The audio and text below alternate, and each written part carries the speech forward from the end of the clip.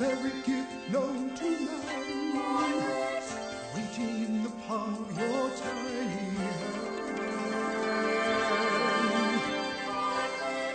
Given a chance to dream, a vision that your heart has already seen.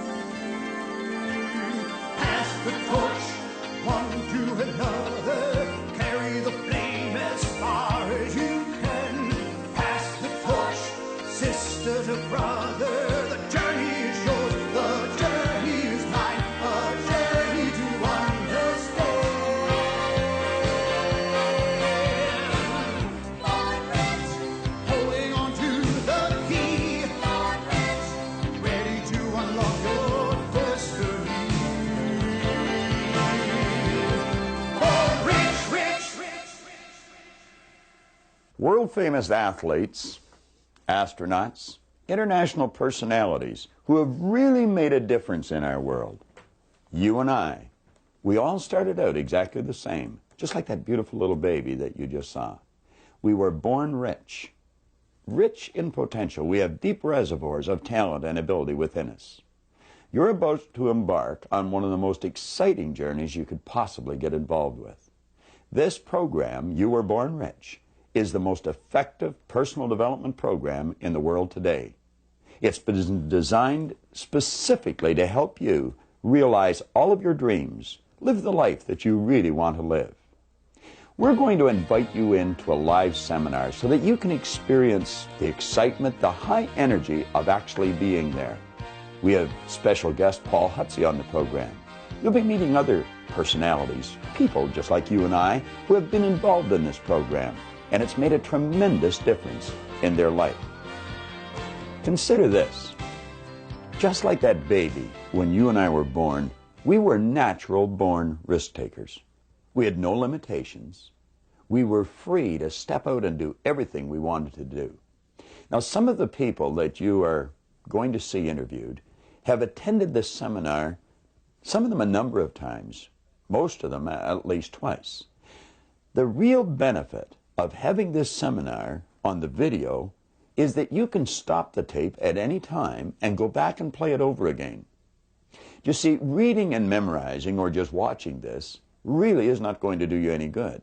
You must understand and apply the ideas. Now, the exercise book, your action planner, that's in your program is vitally important. It's probably one of the most important elements in your entire Born Rich program. It's vitally important that as I suggest you get involved in an exercise, you take it and you really get involved. Stop the tape. Think of where you are and think of where you want to go. And complete the exercise. Don't put it off. Literally, wear this book out. Now, what I'd like you to do is come with me, mentally prepare yourself as we go into a live seminar. There's a seat saved just for you.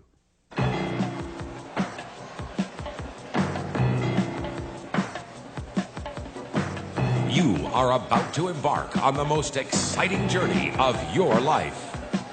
Bob Proctor Seminars proudly presents You Were Born Rich, the most dynamic personal development program of its kind in the world. Ladies and gentlemen, here to lead you through your journey into your own powerful potential, Mr. John Canary and Mr. Bob Proctor.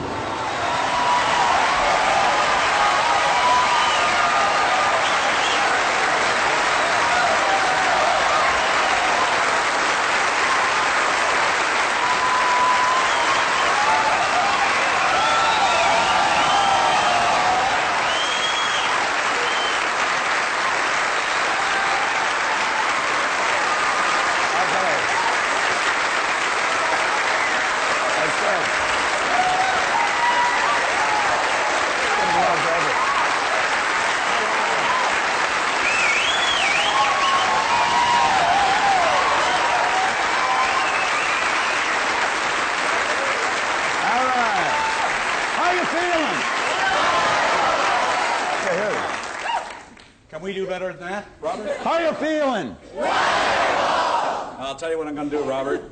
Could all the people on this side of the room just remain silent for just a moment? Let's just try this side of the room, see who wins this contest, okay? How are you feeling? Hold on, Robert. Whoa, my turn.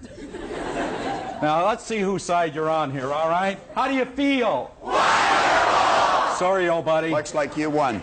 We're going to get started with Robert. All right. Well, I want to wish you a very warm welcome to our seminar here today. And we've got a special guest who is sitting at home. And we're inviting that person into our seminar, and they're going to experience everything you're going to experience. I know many of you have been through our seminars before. Some of you have never been through our seminars. But I think you'll find if you keep your mind wide open, just sit back and relax, you're going to find it a pretty interesting experience. I've often mentioned that we never give anybody a brain hernia with the information we use. It's all very simple, and it's very, very effective. You know, I've spent a long time studying the subject of why we do what we do and why we don't do some of the things that we'd really like to do. And I've come to the conclusion that the two main elements in a successful, fulfilled life is motivation and education. And if we get a proper balance of motivation and education, we're going to find that we're going to be led into some very wise decisions that'll inspire us into some intelligent action, and we will live a very, very fulfilled life. What I would like to suggest you do is flip to number page 2 in your action planner. Take your action planner and turn to page 2.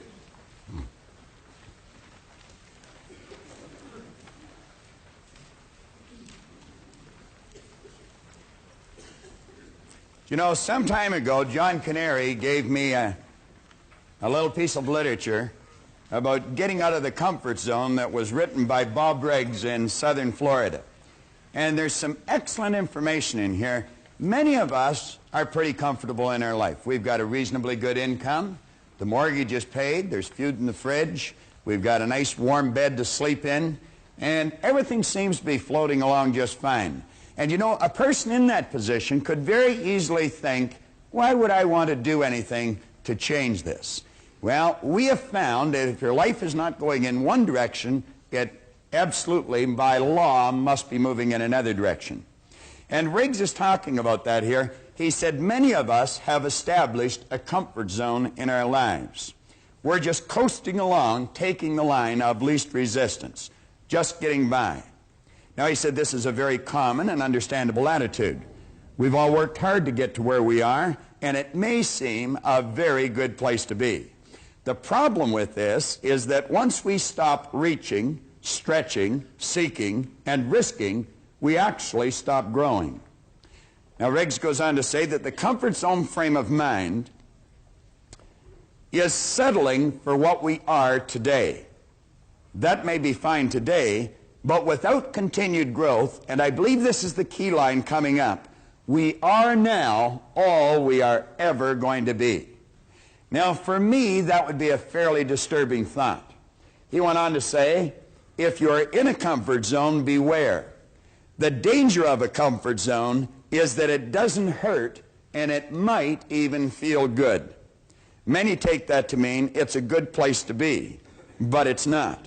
A comfort zone may be what is holding you back from real growth, real accomplishment, and your potentially exciting and rewarding future. Now, I've mentioned if we're not going in one direction, we must by law be going in another direction. You're either creating or you're disintegrating. Whenever we hear a person say, I like it just the way it is, we know that person is advertising their ignorance of a very basic law of life, because absolutely nothing stays the way it is. Now, if you'll take a look at the top of page 2, there is a concept there by Sidney Herbert Wood, and it's the test of an educated person. I think many of us have had a false concept programmed into our mind with respect to education. We, I think, have been raised to believe that education is going to school for a certain number of years and be able to correctly answer a series of questions. But you know, many people will go to school all their life and be able to correctly answer the questions. But then when it comes to getting out into the marketplace and really making it happen, they just don't know how to compete. Many are withdrawn. They don't even feel comfortable meeting or greeting a stranger. Well, Wood said the test of an educated person is, can I entertain a new idea?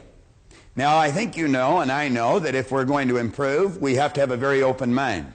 I once heard that an open mind was being prepared to throw away some of our most cherished beliefs when a better idea comes along. Now, you'll find that the vast majority of people seems to back into the future, dragging all of their old experience with them. When they're confronted with a new idea, they ask, does it fit? If it doesn't, then they say it's wrong. Now, what we want to do is ask ourselves, would this new idea improve the quality of my life, or would it get me going in the other direction? Can I entertain a new idea? Today and tomorrow, you're going to be asked to entertain many new ideas, but every one of the ideas that we're going to share with you are going to be positive, they're going to be creative, they're going to be constructive, and they'll definitely improve the quality of your life.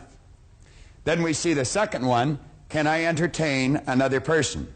Now, there's many people that would feel totally uncomfortable walking up to a stranger and just saying, hi, how are you today? Pleased to meet you, Jan. Now, do you know some people, when it comes to meeting a person, their head is down, their hand is wet, they're shaking inside, their heart is pounding, and they only do it because they really have to. They would just as soon pull away from the new person. Now, that individual has not learned very much, if anything, about themselves, because we should feel totally comfortable meeting anyone, anywhere, at any time.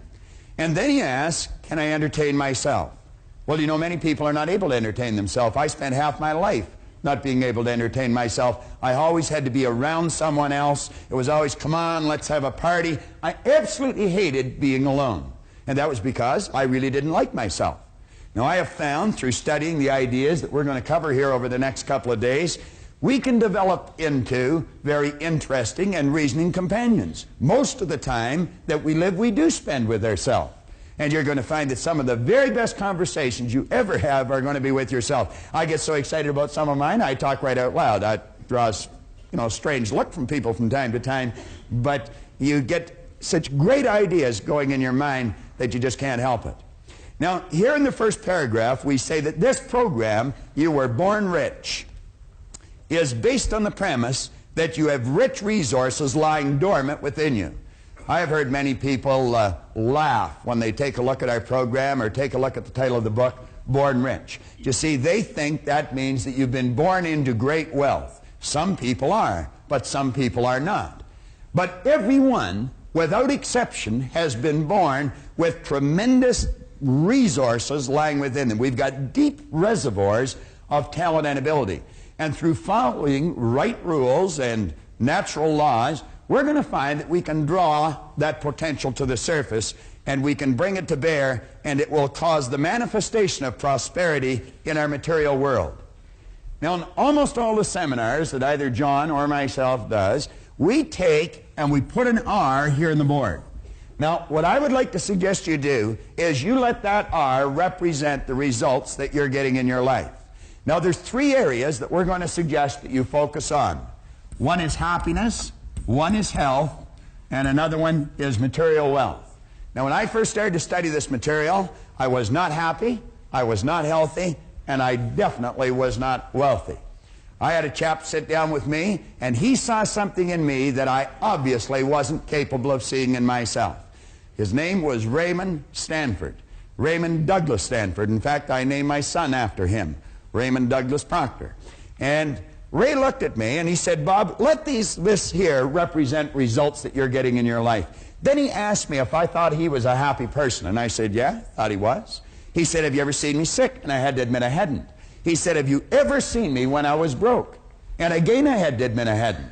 Well, he proceeded to tell me that he thought I was one of the most miserable people he had ever met. Well, and you know it was true. I was an unhappy human being. He said, you're always sick. Now, I didn't have a terminal illness, but I always had a headache or a cold or a backache or something. And he pointed at the area of money. He said, you're always broke. He said, you're forever trying to hit somebody up for a couple of dollars for gas. Now, if I was to put this in proper perspective for you, I was earning $4,000 a year at the time, and I owed $6,000. So, do you see, I wasn't really interested in being happy or healthy at the time. I figured if I could just get this money problem straightened out, everything was going to be great. He proceeded to tell me that there were certain laws governing happiness, and if you follow them, you can just keep getting happier and happier. That sounded a little foreign to me, but that was his opinion. And he pointed out that you and I have an ingenious system built within us to keep our body in excellent working order.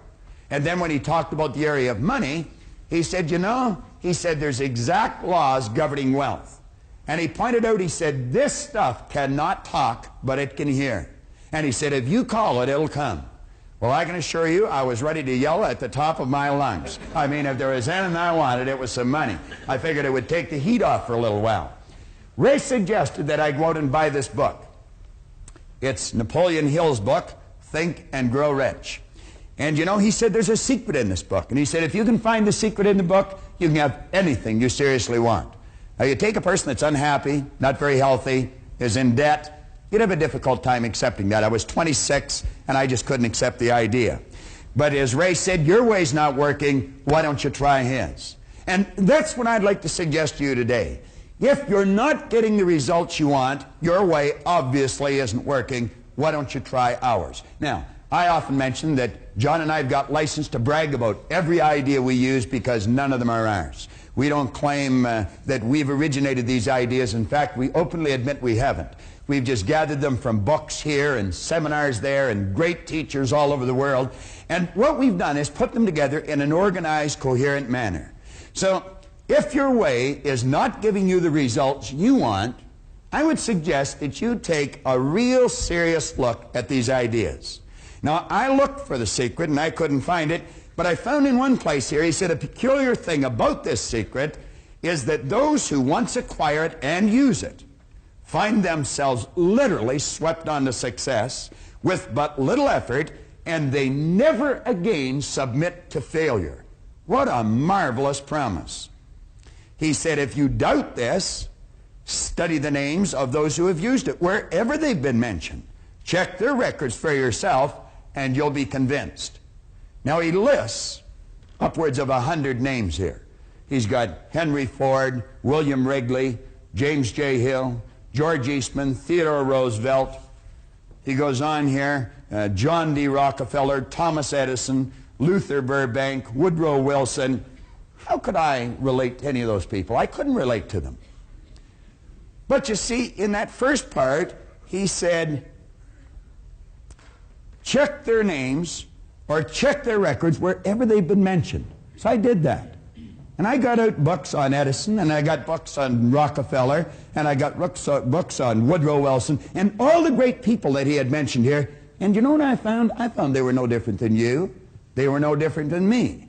Many of them had very little formal education, which made me feel fairly comfortable because I didn't either.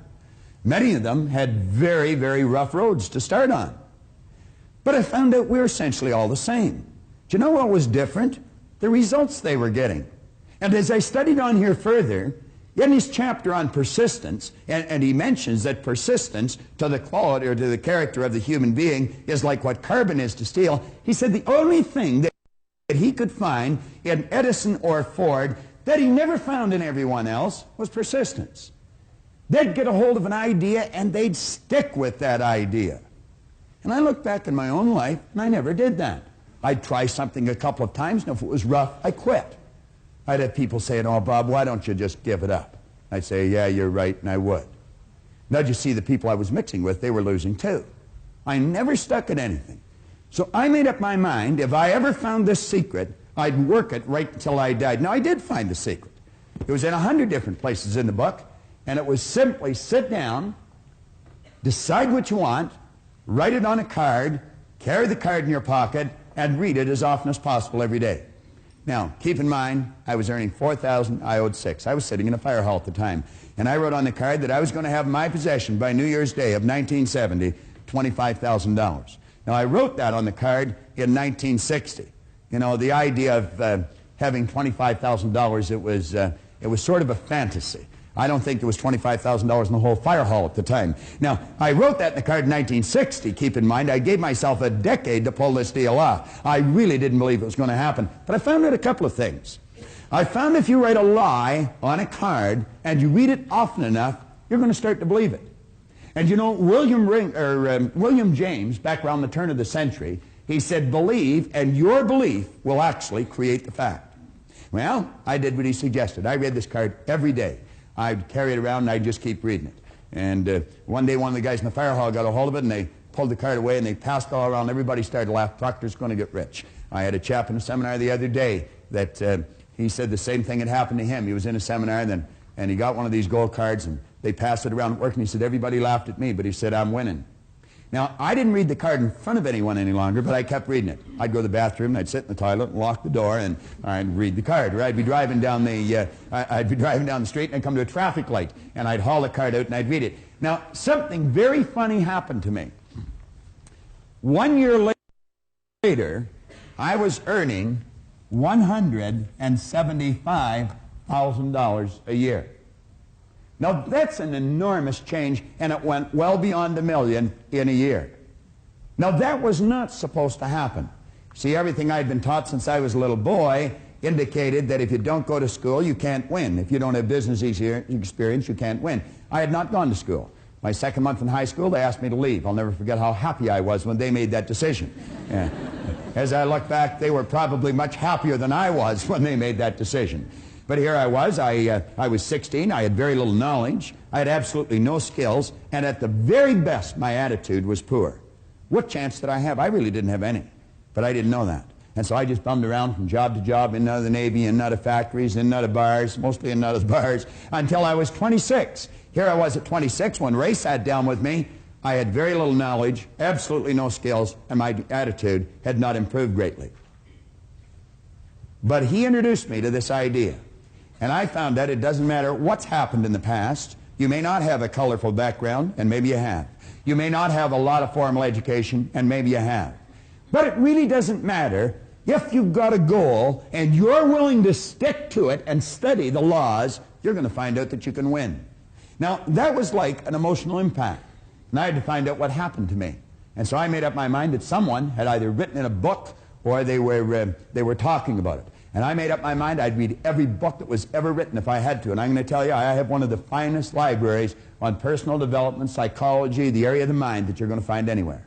And I don't just mean library of books, I mean library of tapes and records. And I would travel anywhere in the world that I heard of a good seminar to find out more about myself. Find out more about you. Find out what makes us tick. And you know a strange thing? I found as I studied me, I understood you better.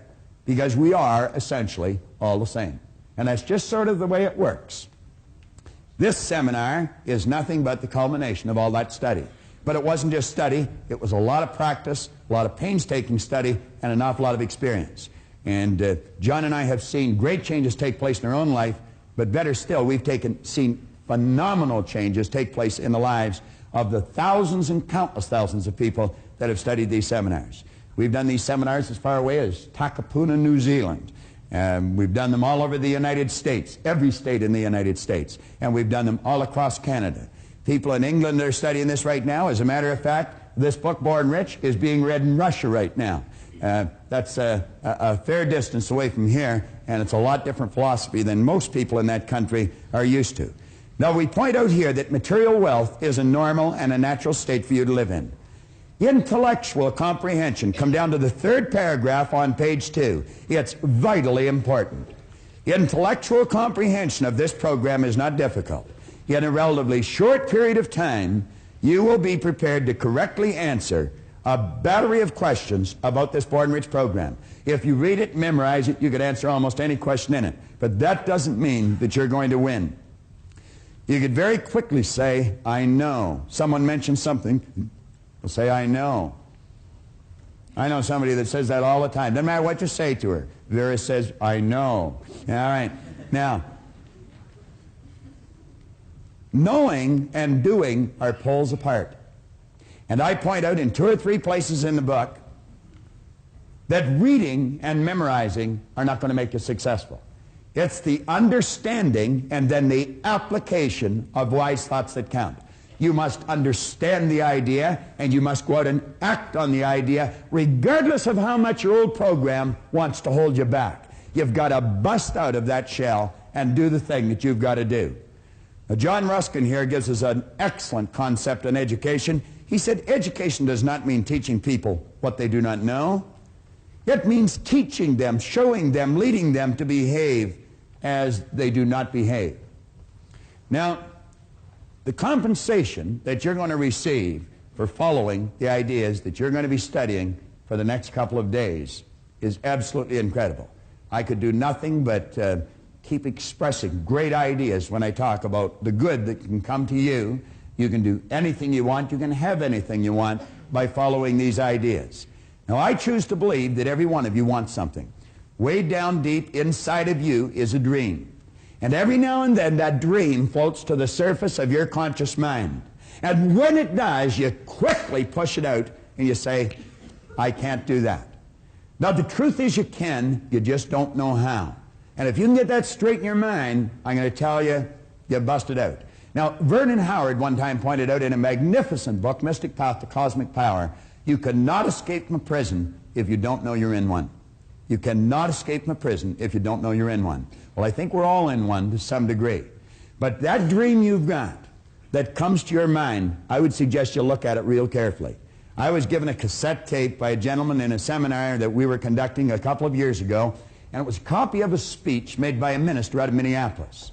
And there were a couple of lines in that tape that were absolutely incredible. He said the saddest thing when he's officiating at a funeral is not the death of the body, but the death of all the dreams. It's that house you were going to build and never built. Maybe that car you were going to get, never got. That trip you were going to take and never took.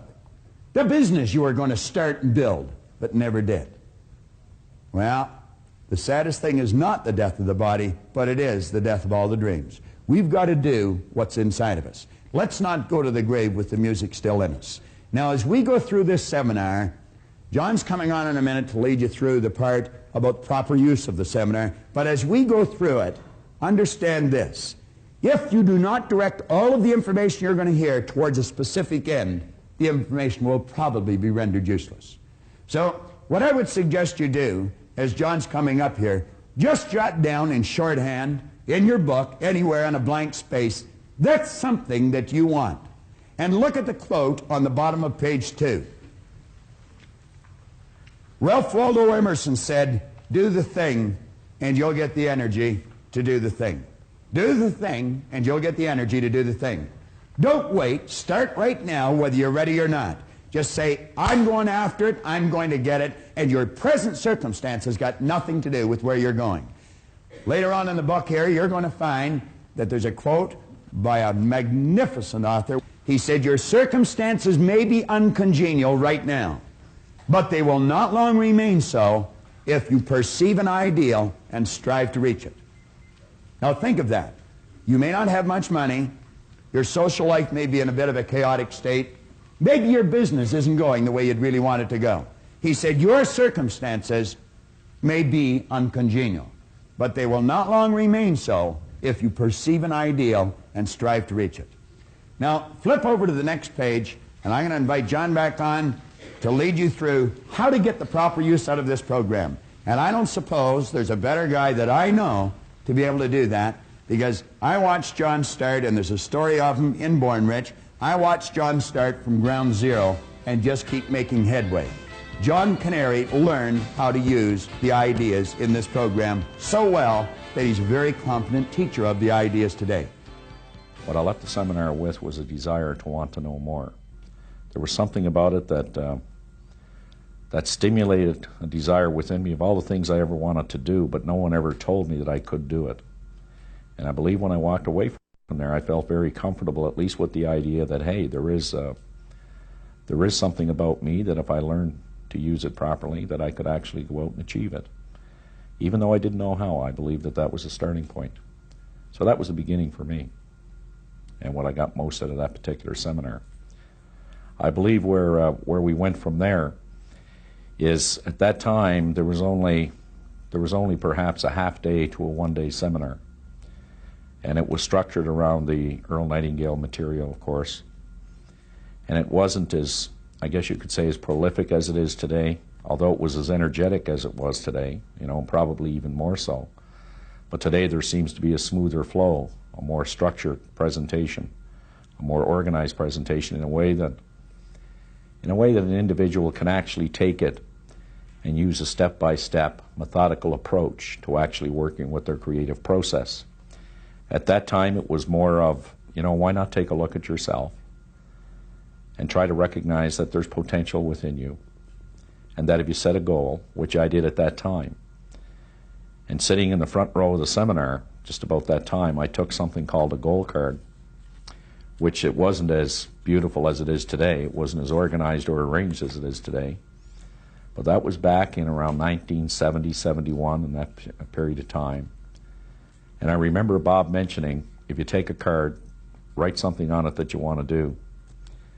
And if you read it every day and do the best you can every day, you're going to achieve it. Now, I don't know how many people that day, you know, wrote something on a card, but I would say most of them were actually writing something out. But I think it had a profound impact on me, to the point that I wrote down that I was going to be doing what Proctor was doing. And even more importantly, that I was going to be doing it with him. Now, I'm sure that I talked to him on a number of occasions that particular day, but I was just like anyone else sitting in the audience. He probably heard that story from a number of people, or related goals, something of that nature. But I knew that I was going to. I didn't know how. So wherever he was running a program, because I identified so much with the way that he explained it, there were so many people talking about how to in their seminars, and I was exposed to that. I was in training courses with respect to the product that I was selling at that time. But he was getting to a point where it was kind of like all of a sudden you could see that you could do it, even though, you know, there was no special methodical method to doing it. So when I walked out of there that day with a 3x5 card with something written on it to the effect that I was going to be doing this program like he was doing it, and with him, I was wondering what would happen if I had told a lot of people that. Well, I didn't bother telling anybody, but I kept going back to every seminar that was being conducted, no matter where it was. If it was in Chicago, in Toronto, if it was in London, if it was in Kingston or Montreal, that's where I would end up. And I think that, you know, the fact that I was available so much and in every seminar, that Proctor began to wonder, who is this guy? And before long, he started calling me, and we started to develop pretty good relationship, pretty good friendship. The rest of that is history, of course. I've worked with every major company, people from every walk of life, from professional hockey teams, professional baseball teams, many major corporations, and have not regretted one day of it, as tough as it's been. So let's give John a real warm welcome as he comes on and leads you through that.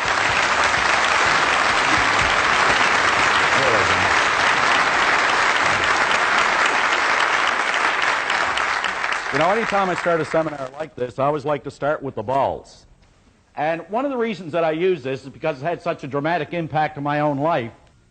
And I knew that this worked in a physical sense as I just took a look and stared at it, but I wasn't quite sure how it worked in every other sense. And I know many people that when they get an understanding of how this works, that if you put a little bit into life, you're only going to get a little bit out of life. In other words, if you want to spend a lot of time complaining about what's wrong in life, that's just about the only thing you're ever going to find in your life. I like to put it another way. If you want to look at the scientific side of things, they'll say that for every action, there is an equal reaction in the opposite direction. If you want to go over to the other side to see what the theologian has to say, or the philosophers, they'll tell you exactly the same thing. They'll say that as ye sow, so shall ye reap. And then there's a way that I kind of like to use it. And it works this way. That the only thing that can flow into your life or mine, whether it be in a financial sense, whether it be in your personal life, whether it be in your family life, one thing is for certain, that the only thing that can flow into your life is based on what's flowing out of your life. I know that any time that I have this sitting at home, and some of my son's buddies will come by, he'll always take them over. They'll say, "What's this?" And he'll take it and he'll say, "Well, you see, what this means, if you put a little bit in, you get a little bit out. But if you put a whole lot in, you get a whole lot out. That's just the way it works." Now, you see, we can make what is called a conscious choice here today on what we're going to take out of this program. If you wanted to spend a little bit of time trying to find out why this program won't work, I guarantee you, you're going to find it. But there's only one reason you can ever find something wrong with anything. And that's because there must be something right with it. You see, you can't have one without the other. I mean, how would you know a good paycheck if you didn't know a bad paycheck? I mean, you can't have a hot without a cold. You can't have an up without a down, and in without an out. I mean, all the books we use here, if you look at the book Bob was using, Think and Grow Rich, it has an inside and an outside. It has back, has front. And you know, most interesting thing that I found about that is not too long ago, I was doing a seminar out in Calgary, and I was at a place called the Portical Inn. And you know, I was standing down in the basement there doing this seminar in a place like this, but there was fewer people. And at the back of the room, there was this beautiful, magnificent glass window, and as you looked through it, you could see the magnificence of the mountains. And all along the top of the mountains, you could see the beautiful snow-capped tops and the peaks, and the sun was just bouncing right off the top of those mountains. And I made an analogy quickly. I said, isn't it interesting that the only reason we can appreciate the magnificence of that mountain is because it is sitting in what is called a valley. Now, folks, everybody here today has the ability to do just one of three things. You have the ability to take anything that you're going to hear. I mean, as you sit there, you can take and gather all this information, and you can completely reject it. You can do that. Or you can take all the information, and you can neglect it. And that's what a lot of people do. They get it, and they neglect it. Or you can take the information, and you can accept it. Now, I'm going to make a suggestion to all of you. I want you to just sit there and really think about this. Don't accept what you hear. Don't reject what you hear. And please, don't neglect what you hear. But you know, folks, only a fool would not take an idea, examine that idea, kick that idea around, to see if it will change, see if it will alter, or see if it will improve the end result for a happier, healthier, more productive life. Now, I've always felt that, and I guess I've learned this over a number of years, that the biggest task that I have almost every day of my life is that I have to take an idea that I have and communicate that idea to another individual in a way that will enrich their life. And you could say that that's not the easiest thing in the world to do, but you know, it is simple. And I guess the best story that illustrates this goes something like this. There was a professor one time showed up at a university like this one, and he walked in the back door and all his colleagues grabbed him. He was at a convention. And they said, "Doctor, are we ever glad you're here?" He said, "Well, what's going on?" He said, "Well, there's 500 people here and the guest speaker hasn't shown up." He said, "And you've been announced as the guest speaker." "Oh, now, hold on a minute." He said, "I'm not one to go out there and give a talk in front of all my colleagues." But he said, "What's the subject?" He said, "That's the thing, you see. You're the only one that showed up without your spouse. That's why you're giving the talk." Well, he said, "What is it?" He said, "The subject's on sex." "Oh, no, not me. I'm not going up there in front of all those people who know me." No, just then his name was announced, and up he went. He got up and he stood behind that lectern there, and he just gave a 40-minute performance and just knocked your socks up. And after it was all over, got a standing ovation, away he went home, felt pretty good. He said, "I should get on the circuit here." I know a lot of people like that. And he walked in the door, and his wife, Martha, greeted him there with a big hug and a kiss, and she said, "Well, dear, how'd the convention go?" Said, "Well, dear, as a matter of fact, it was great. I was the guest speaker." Said, "Dear, you don't know anything about speaking." "I knew that. They didn't know that. Went along great." Said, "Well, dear, what'd you talk about?" Now, he's not a dumb guy, right? He said, "Honey," he said, "I'll be up all night if I tell her." Oh, he said, "Honey, I talked about sailing." "George, you don't know anything about sailing." "Well, I knew that, and they didn't know that. And they seemed to like it." Well, off they went to bed. Now, the next day, Martha's out doing the shopping. And so were all the girls that were at the convention. Now, just to show you how two people are talking about who they think they're talking about the same thing, but in reality they're not. They only think they are, but they have two different ideas. And they all spotted Martha, and they ran over and they said, "Martha, we didn't know Charlie was such an authority on the subject." "Oh," she said, "girls, he isn't really, the old fool. He only did it twice." And you know what? The first time, his hat fell off, and the second time, he fell over the side. Now, there were two people who thought they were talking about the same thing. Well, the idea that we're working with here today is to take an idea we have, transfer that idea to you as an individual. But there's only one way we can do that. Is you've got to kind of let go of the resistance. You've got to hang a little bit loose because it is somewhat disturbing. Some of the information disturbs people sometimes. It really does. It actually does. It was a Bishop Sheen, was giving a great talk every Sunday afternoon. And one Sunday afternoon he was giving the talk, a fellow put his hand up in the air and said, "Hold a minute, Bishop, you don't believe all that jazz, do you?" "Oh," he said, "I believe it all." He said, "Come on, Bishop, you don't believe that story that Jonah was in the stomach of the whale?" "Ah," he said, "I believe it, Bishop." He said, "Come on, Bishop, not Jonah in the stomach of the whale." He said, "Come on, you're a grown man." "No," he said, "I believe it." He said, "Well, tell me, Bishop, how are you going to prove it?" Well, he said, "I'll tell you what. When I get to heaven, I'll ask him." Say, "Yeah, but Bishop, what if you don't find him there?" He said, "Then you can ask him." So you see, if you want to reject it, you want to neglect it, go ahead. I know the information works.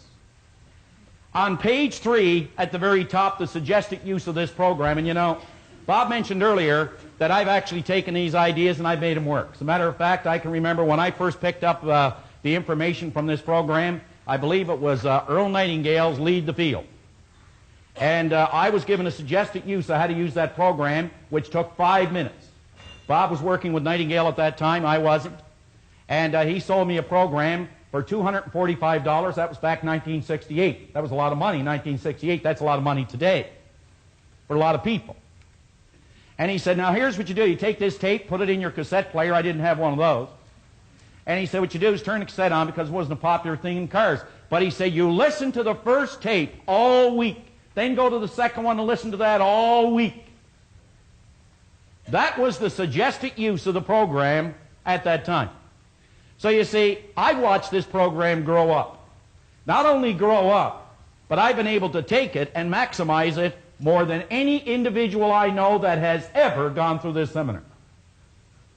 And I can say that, and I can say it with conviction, I can say it with commitment. So let me just walk you through a couple of steps. Born Rich is the beginning of an exciting journey you're about to take. And like all journeys, which are properly planned and completely enjoyed, you must have these 4 basic points. You've got to work these 4 basic points. See, it's the old idea that there are 2 simple words that we could implement to really get the results we want. The first one is called order. Order. Order is the very first law of creation. And the second word is movement. And when you have order and movement working in your life, what begins to happen is there's a pattern of growth that begins to develop. You see, I think that we try to get here without first covering or bridging the gap of these steps along the way. So if we have the order, and the order is to make a decision that no matter where I am, no matter how well I am doing, I can do better, and I'm going to set an objective to bring about that order. And then we use the movement, which is known as a system, and I believe that Born Rich is a system. I don't believe it, I know it. You only have to believe something until you understand it, then you don't have to believe it anymore. But belief is the fuel to get you off the ground. So the first step, a clear understanding of where the journey begins. A very clear understanding of where the journey begins, and I don't know anybody that'll do that more effectively than Robert when he comes back up to start going through the basic concept and the creative process. Number 2, checkpoints en route to help you stay on course. You see, I believe we know, for the most part, a lot of us what we want. And as Napoleon Hill said time and time again in this great book, he said, you must know what you want, why you want it, when you want it, and an idea on how you're going to get it. You must know what you want, you must know why you want it, you must know, he said, when you want it, and he said you must have an idea on how you're going to get it. So we need checkpoints en route to help us stay on course. Number 3, a clear understanding of your destination. I believe one of the greatest definitions that I've ever heard of success in my life is that success is not a destination, never has been, but it is something called a journey. It has always been what is called a journey. It is not something you get, it is something you're becoming. It never ends. It's infinite in terms of growth. And number 4, a commitment. You know, I've spent a lot of time studying, as everyone else, books such as In Search of Excellence, In Pursuit of Excellence. I know when I look at Paul Hutsey, I think a lot about excellence. And you know, excellence is perhaps one of the most important words in your life. But one of the reasons for that is because Paul knew about excellence 20 years ago. His company, they published something called In Search of Excellence and The Pursuit of Excellence. But what does the word mean? I hear people say excellence in this, excellence in that. What does the word mean to you? Well, I'm going to tell you what the word really means. It means a commitment to completion. Folks, you never ever want to forget that. Excellence is simply a commitment to completion. The steps are not easy, but the understanding of the steps are easy. If you remember, it's a commitment to completion. That means completing the things around home. It means completing the things at your work. It means completing the commitments in your personal life. It's a commitment to completion.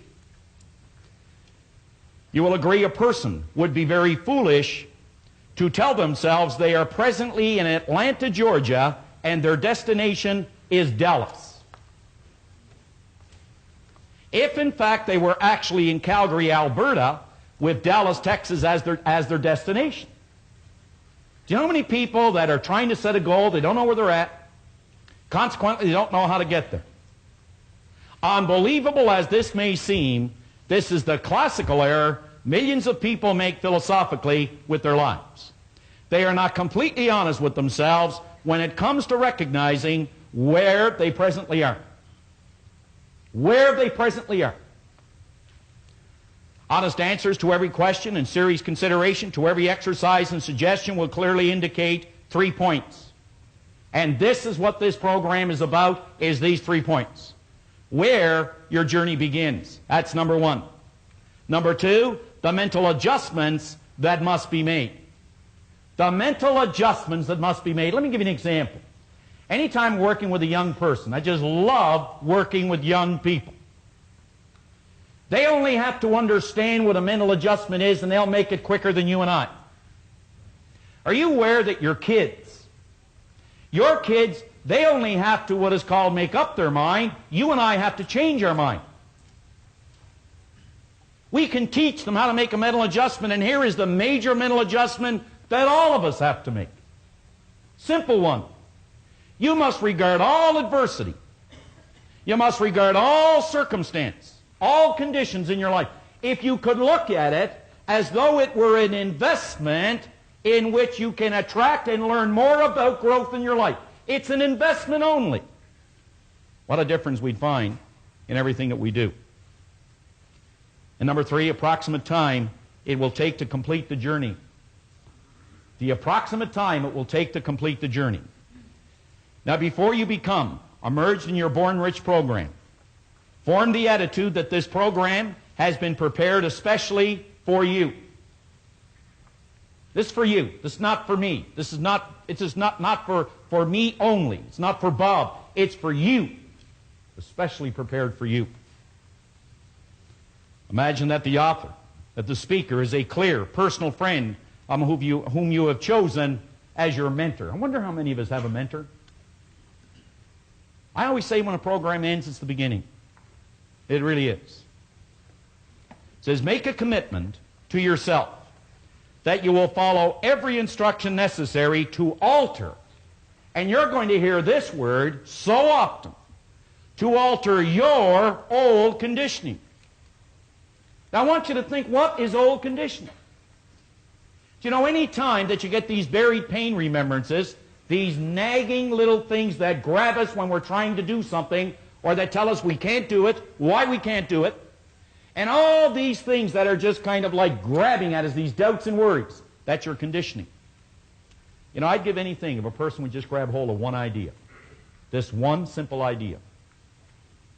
Any time that you get feedback telling you why you can't do something, if only, folks, you could remember it's not a reflection of your potential or you as a person, but it is a reflection of your conditioning. I'd give anything for a person just to understand that. When you get that old feeling that you can't do something, you can only remember it's a reflection of your conditioning and not a reflection of your potential. Now I want you to think about this. Everybody is familiar with the great Bruce Lee, perhaps the greatest martial artist that ever lived. And you know, he was also a great teacher. And very often they'd come to him and they'd say, could you tell us, Master, how we could be a great martial artist like you? Now he would take them out into a little gym and he would go through some of his moves. And what he was doing is he was trying to find out where they are. Because he said most people had the wrong information about martial arts. Just like many people have the wrong information about this word, success. This word success, this progressive realization of a worthy ideal. And after he'd take them through the little exam, he would sit down at a table, he'd put them on one end. He'd sit on the other end. And he'd put in front of them a glass of Coke. He'd say, I want you to look at that and let it represent. Think about it now.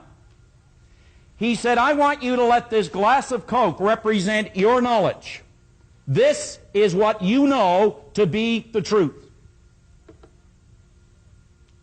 And he said, I want you to let this clear water represent what is the truth.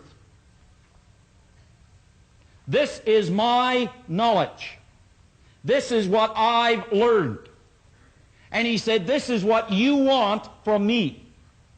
This is what you want. I want you to think about one step here. How often have we looked into the lives of other people and we see things that we truly admire? We look at maybe their person, what I'd give to be like that individual. We look at what they have and we say, what I would give to have what they have. We look at what they do and we say, what I would give to do what they do. Folks, if we only knew, what we're looking at are nothing more but our own rejected thoughts. They accepted thoughts that we have rejected. So this is what Bruce said. I can't give you my knowledge because, you see, there's too much of yours. However, he said, if you are prepared to let go of yours and make room for mine, then we can work together. But as long as you hold on to this, I can't give you this. Think about it. Are you prepared to let go of what you've learned? And by that, I don't mean to just cast it aside, but to examine it. And to take a new idea that you will hear in 2 days here. A new idea. And to examine that idea, entertain that idea, to see if it will change, alter, and or improve the end result for a happier, healthier, more prosperous life. If you're prepared to do that, this program will really, really work for you. Will really work for you. Would you go back to the book with me, please? Second last paragraph. Rather than merely listening to the messages, questions and exercises, think. Think deep, penetrating thoughts. Ask yourself, what does this mean to me? How can I apply this idea to my life? Remember, not how can I apply it to someone else's life. How can I apply this idea to personal growth and development in my life? Because the simple basic laws of life are create or disintegrate. We're either moving forward or we're going backwards. And the last paragraph, set aside a definite period of time every day, weekends and holidays included, for the proper use of your Born Rich program. In other words, make a decision. See, folks, we don't have as many problems as we have decisions to make. By that, I'm not asking or suggesting that you should discount your problems. I would never suggest that. But you know, I am suggesting that you have the talent, the ability, the potential to handle and to deal with your problems. So do we have as many problems as we have decisions to make? It says, for the proper use of your Born Rich program, you must set aside different times to work with it. You eat every day to nourish your body. Look at your Born Rich program as a form of healthy nourishment for your marvelous mind, and use it daily until its use becomes habitual. Until its use becomes habitual. Now, in 2 minutes, I'm going to bring Bob up to go through the basic concept, which is the real star of this program, is what you're going to see on the board. It's what it's all about. The first time I was introduced to this concept, believe me, it hit me. I had such impact on me. Didn't change anything right away, but it showed me a way to do it. In 1973, I had something written on a goal card. Had something written on a goal card. And on that goal card, there was something very interesting.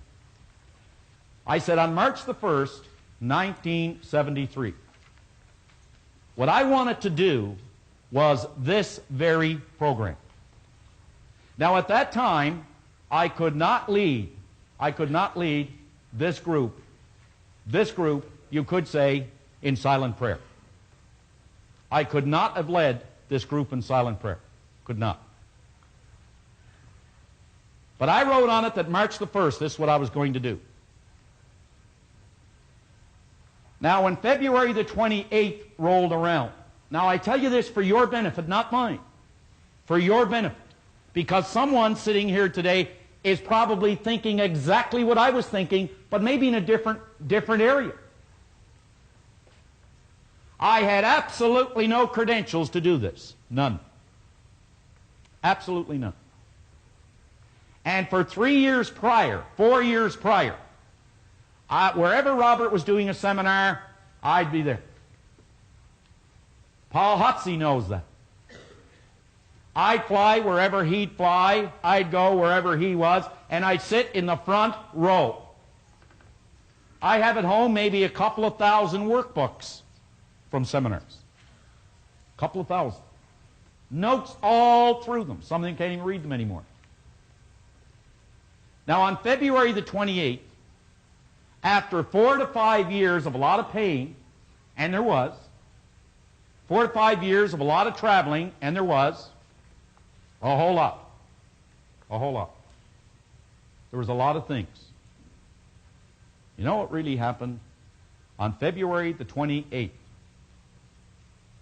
I was no closer to the goal. Now remember, it was 1 day away. 1 day away. I was no closer to the goal. After 5 years. Kind of disheartening and discouraging, isn't it? So this is what happened.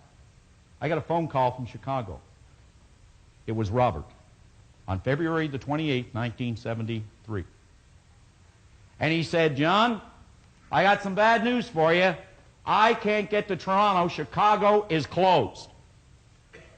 He said, you're going to have to do the seminar in the morning. Now here it was, it's what I always wanted to do, and the first thing that hit me was fear. Panic. I remember giving him a gold card, and he said, you obviously had something to do with the Chicago airport closing. But to the day, it worked. Even though all the appearances said it wouldn't work. But you know what? I made a decision. This was my knowledge. This was his. I had to get rid of mine to get his. That's what you're going to have to do. Today and tomorrow. So what do you say we bring Robert back up for the remainder of the morning to really get this creative process rolling? Bob?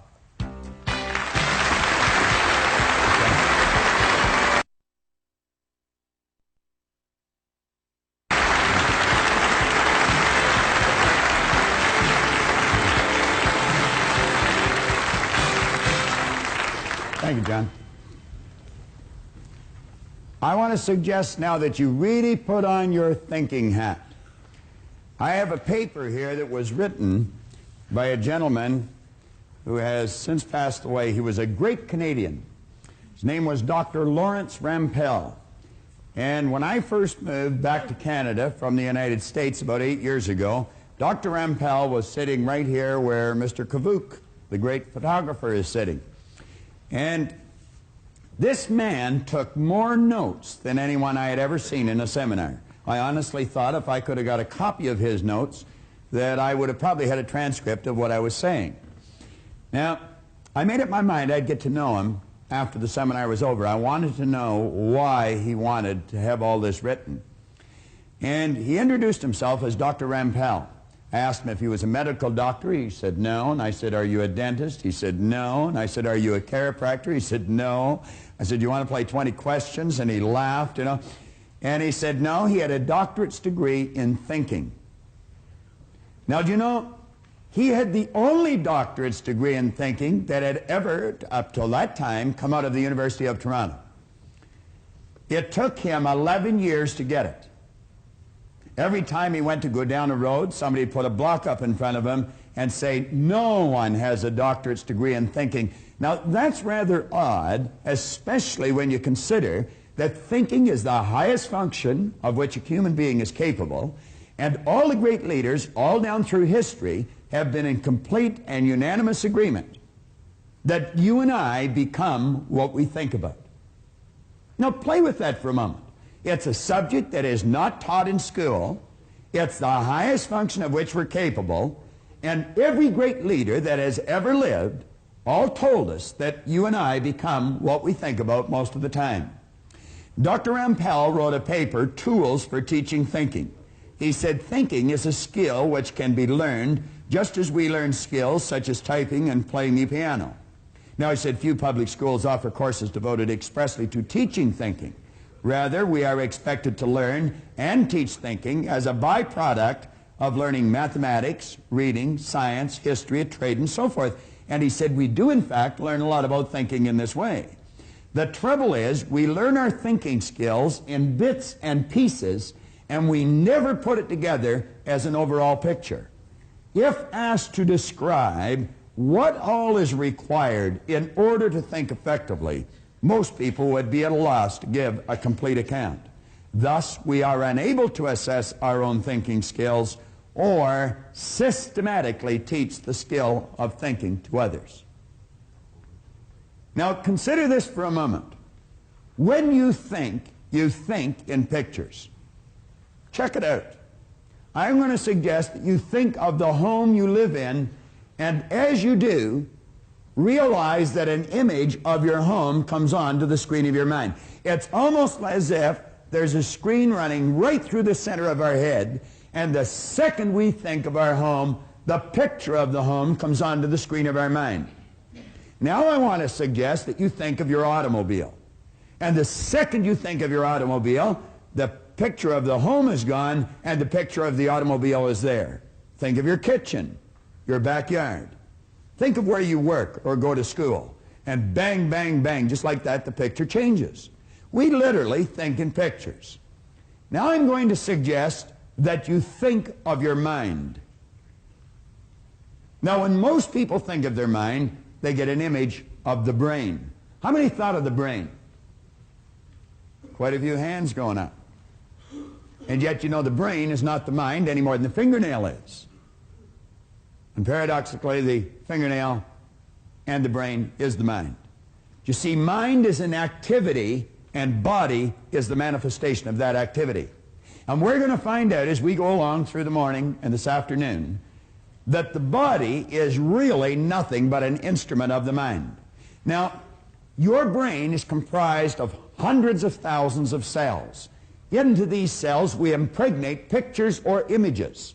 And as we think, we activate that particular group of brain cells, and the picture that's in them flashes on the screen of the mind. Now I'm going to come back to that in just a moment. Flip over onto page 5 in your exercise book.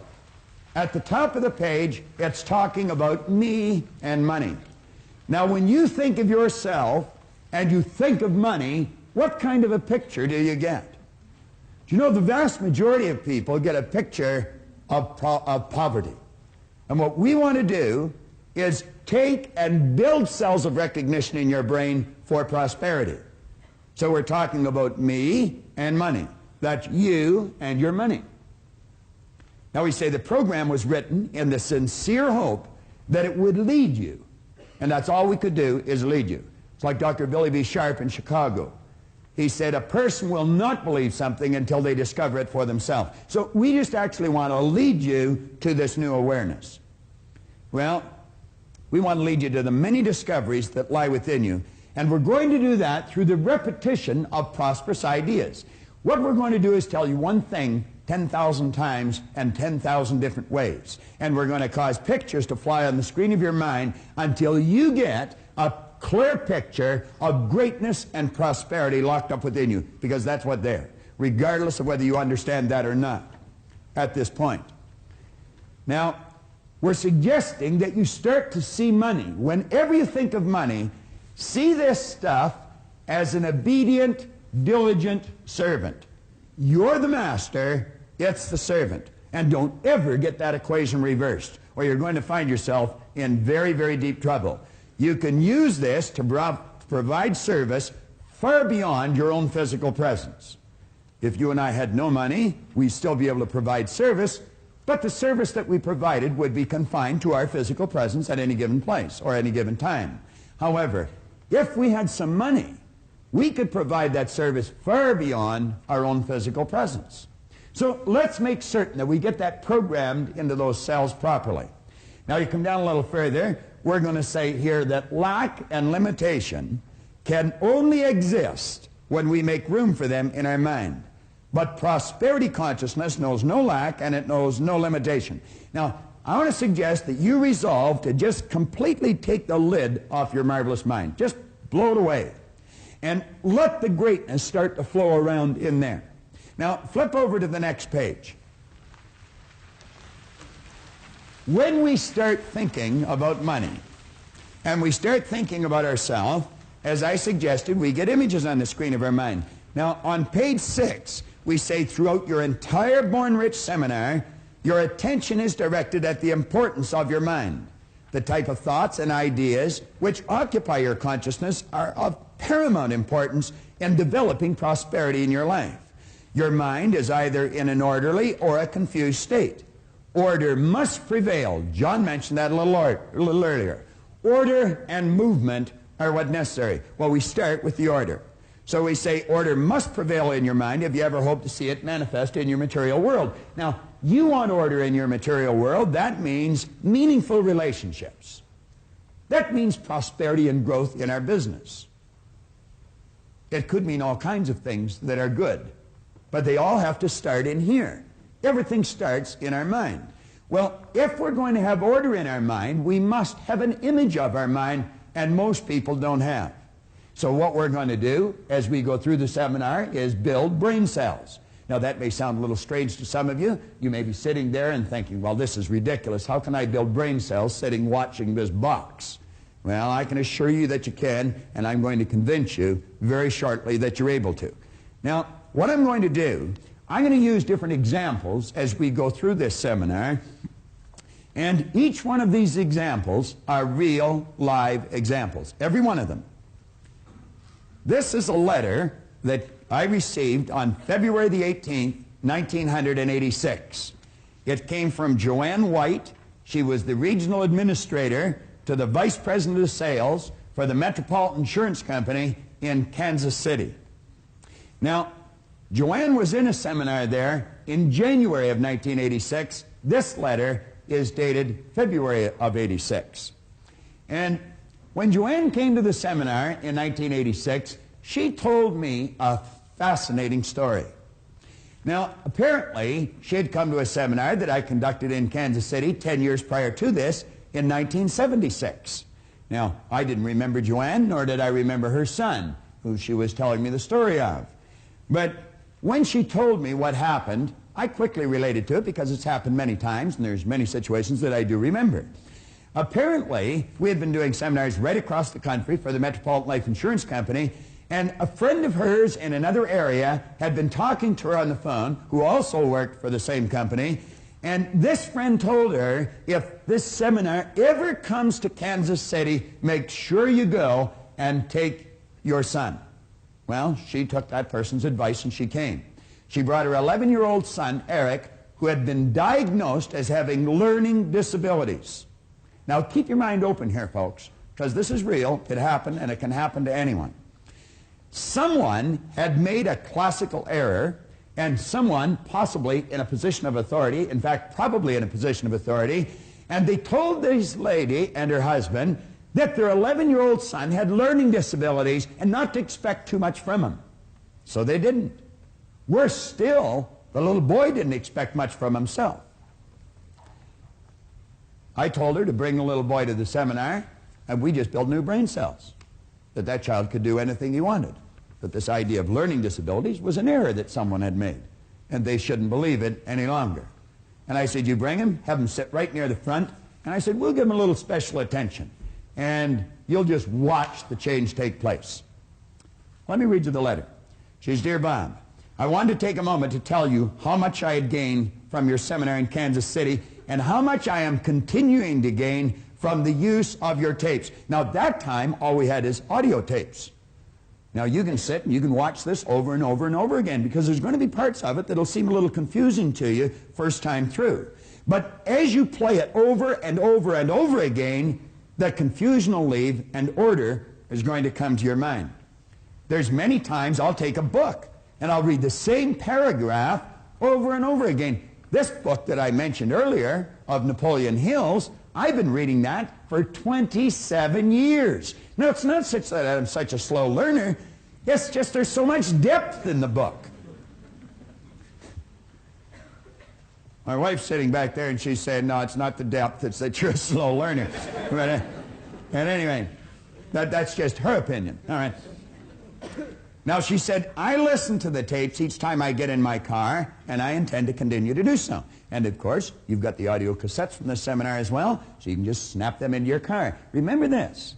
If you only drive 25,000 miles a year, you're spending 13 40-hour weeks behind the wheel of that automobile, all of which your conscious mind is free to travel around and do anything it wants to do. Your body is programmed to drive the car. Well, she says, Bob, I'm sure at times you ponder over the long-range effects of these seminars. Do you merely get people excited and then once you leave town, forget it? Well, I attended your seminar when you were in Kansas City 10 years ago. I brought my 11-year-old son who was going through some trying times in school. He had been diagnosed as having learning disabilities and he was really struggling. Listen to this. He was certain he was a reject. What a terrible thought to be running through the little kid's mind. I'm a reject. Many adults running around with that thought in their mind. You could have been sitting with that thought in your mind. You might be sitting with that thought in your mind.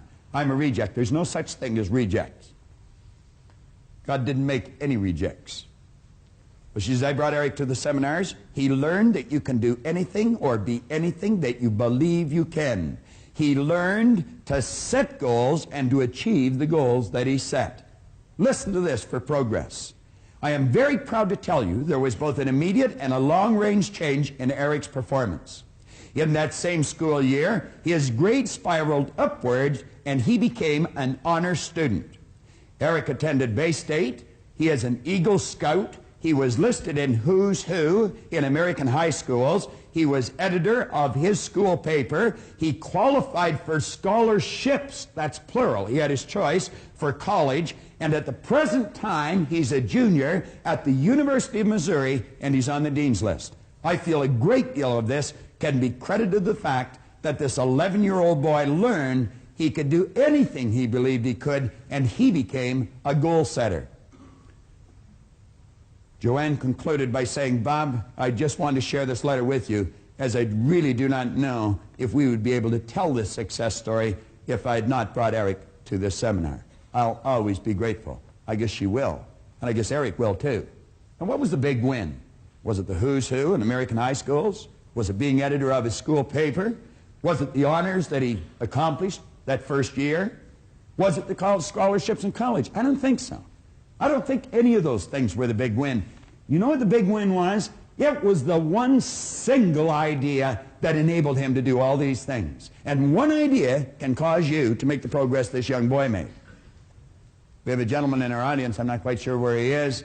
He's a good friend of mine, Grant Sylvester. He's the president of Money Concepts for Canada. And Grant Sylvester hired us to conduct these seminars way back in the 70s for a large company that he was a senior executive in. And right across the country, they had a 53% increase in sales. Now, that's hundreds of people. That's an enormous increase. I want you to think about that for a moment. Here's an idea that gave this little boy honors in schools, gave Grant's company a 50% increase in sales. So you see, I don't really care what you do. It doesn't matter what you're doing. It's you that counts, and the more you understand you, the better your results you're going to get.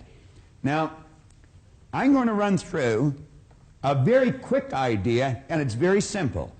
Don't let the simplicity of this idea deceive you. What we're going to do is run through a concept and explain just how brain cells are built.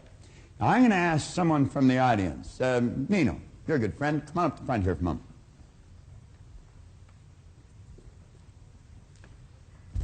All right, Nino. Wonderful, Bob. Give Nino a hand.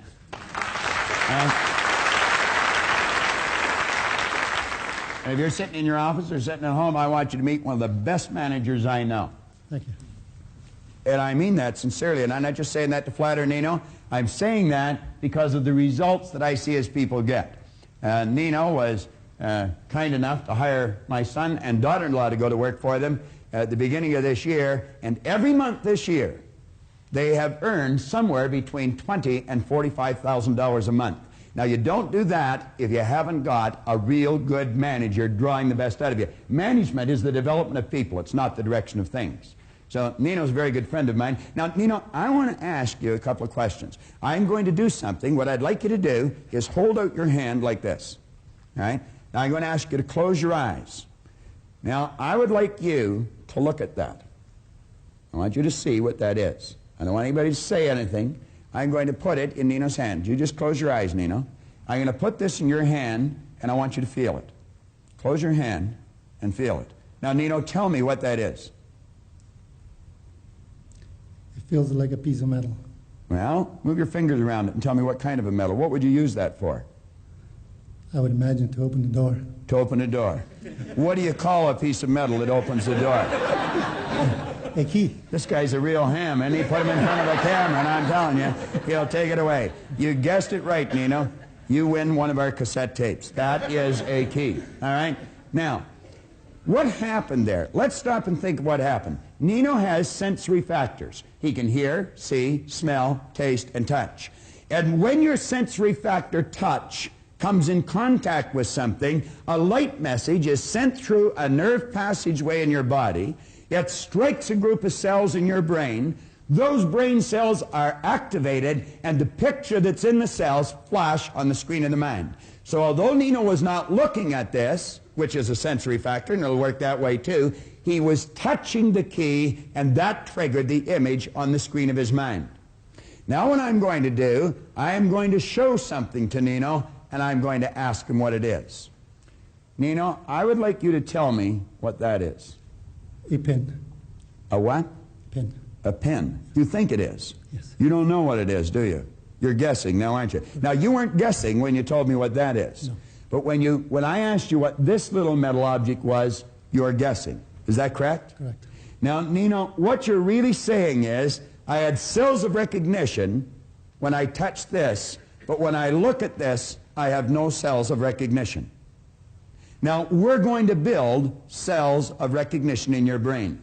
I'm going to tell you what this is, and I'm going to do something with it, and as I do that, instantly, in a millisecond, cells will be built in your brain. That, Nino, has a little plunger on it. Now, as I hit that plunger, something's going to come out of here. You see that? That is a toothpick, Nino. That's what your Aunt Marg gives you when you don't need anything, all right? Now, that is a toothpick. Now, that's no big deal, and you could miss the whole message here. But you see, Nino didn't know what that is. Do you know what he was saying? I don't have any cells of recognition in my brain.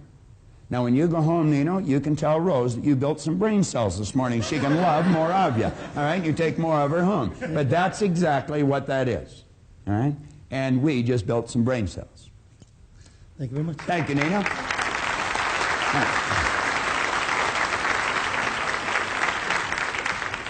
Nino Sprizzeri is, without question, one of the greatest real estate sales managers I've ever met. And you know, I told Brian something, and I'm going to tell you something. Whenever you go to do something, make certain that the people you surround yourself with are very successful. Carl Menninger one point in time pointed out that environment is more important than heredity. In other words, the people you find yourself surrounded by are more important to your success, your well-being, than what's built right into your genes at birth. And I suggested Brian go and see Nino. I told Leslie, go see Nino, go to work for the man and listen to him and do what he tells you. And he'll draw the best out of you. And that's exactly what he's doing. Now, we're going to build some brain cells with respect to the mind.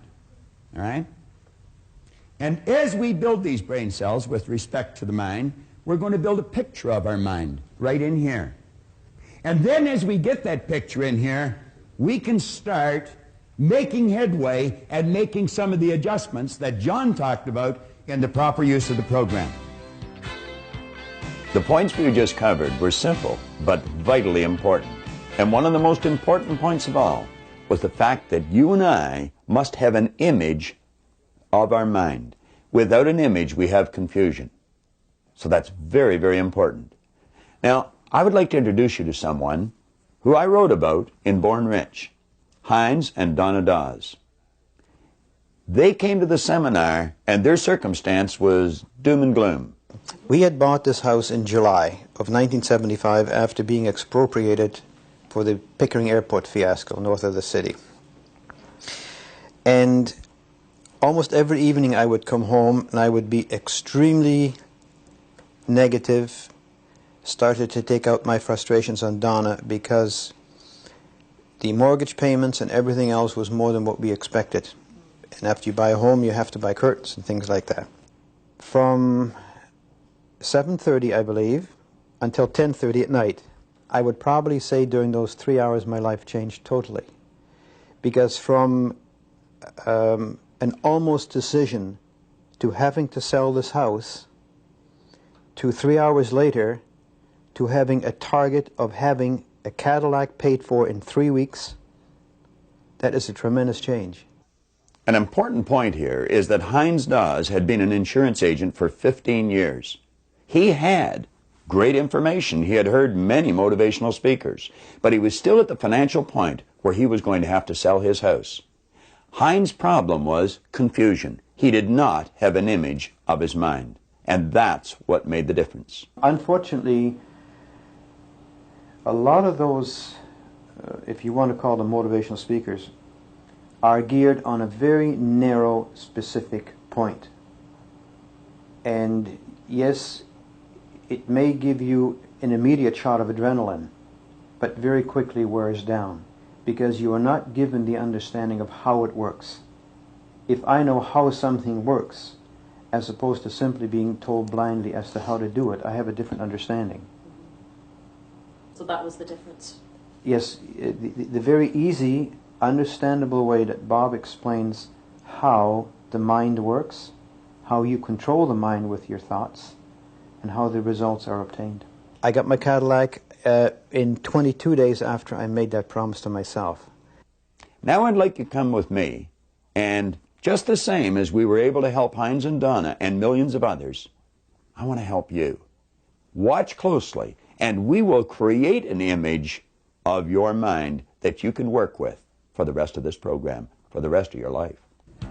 We were talking about building brain cells and developing an image and placing it in these cells for our mind. So what we will have then are cells of recognition.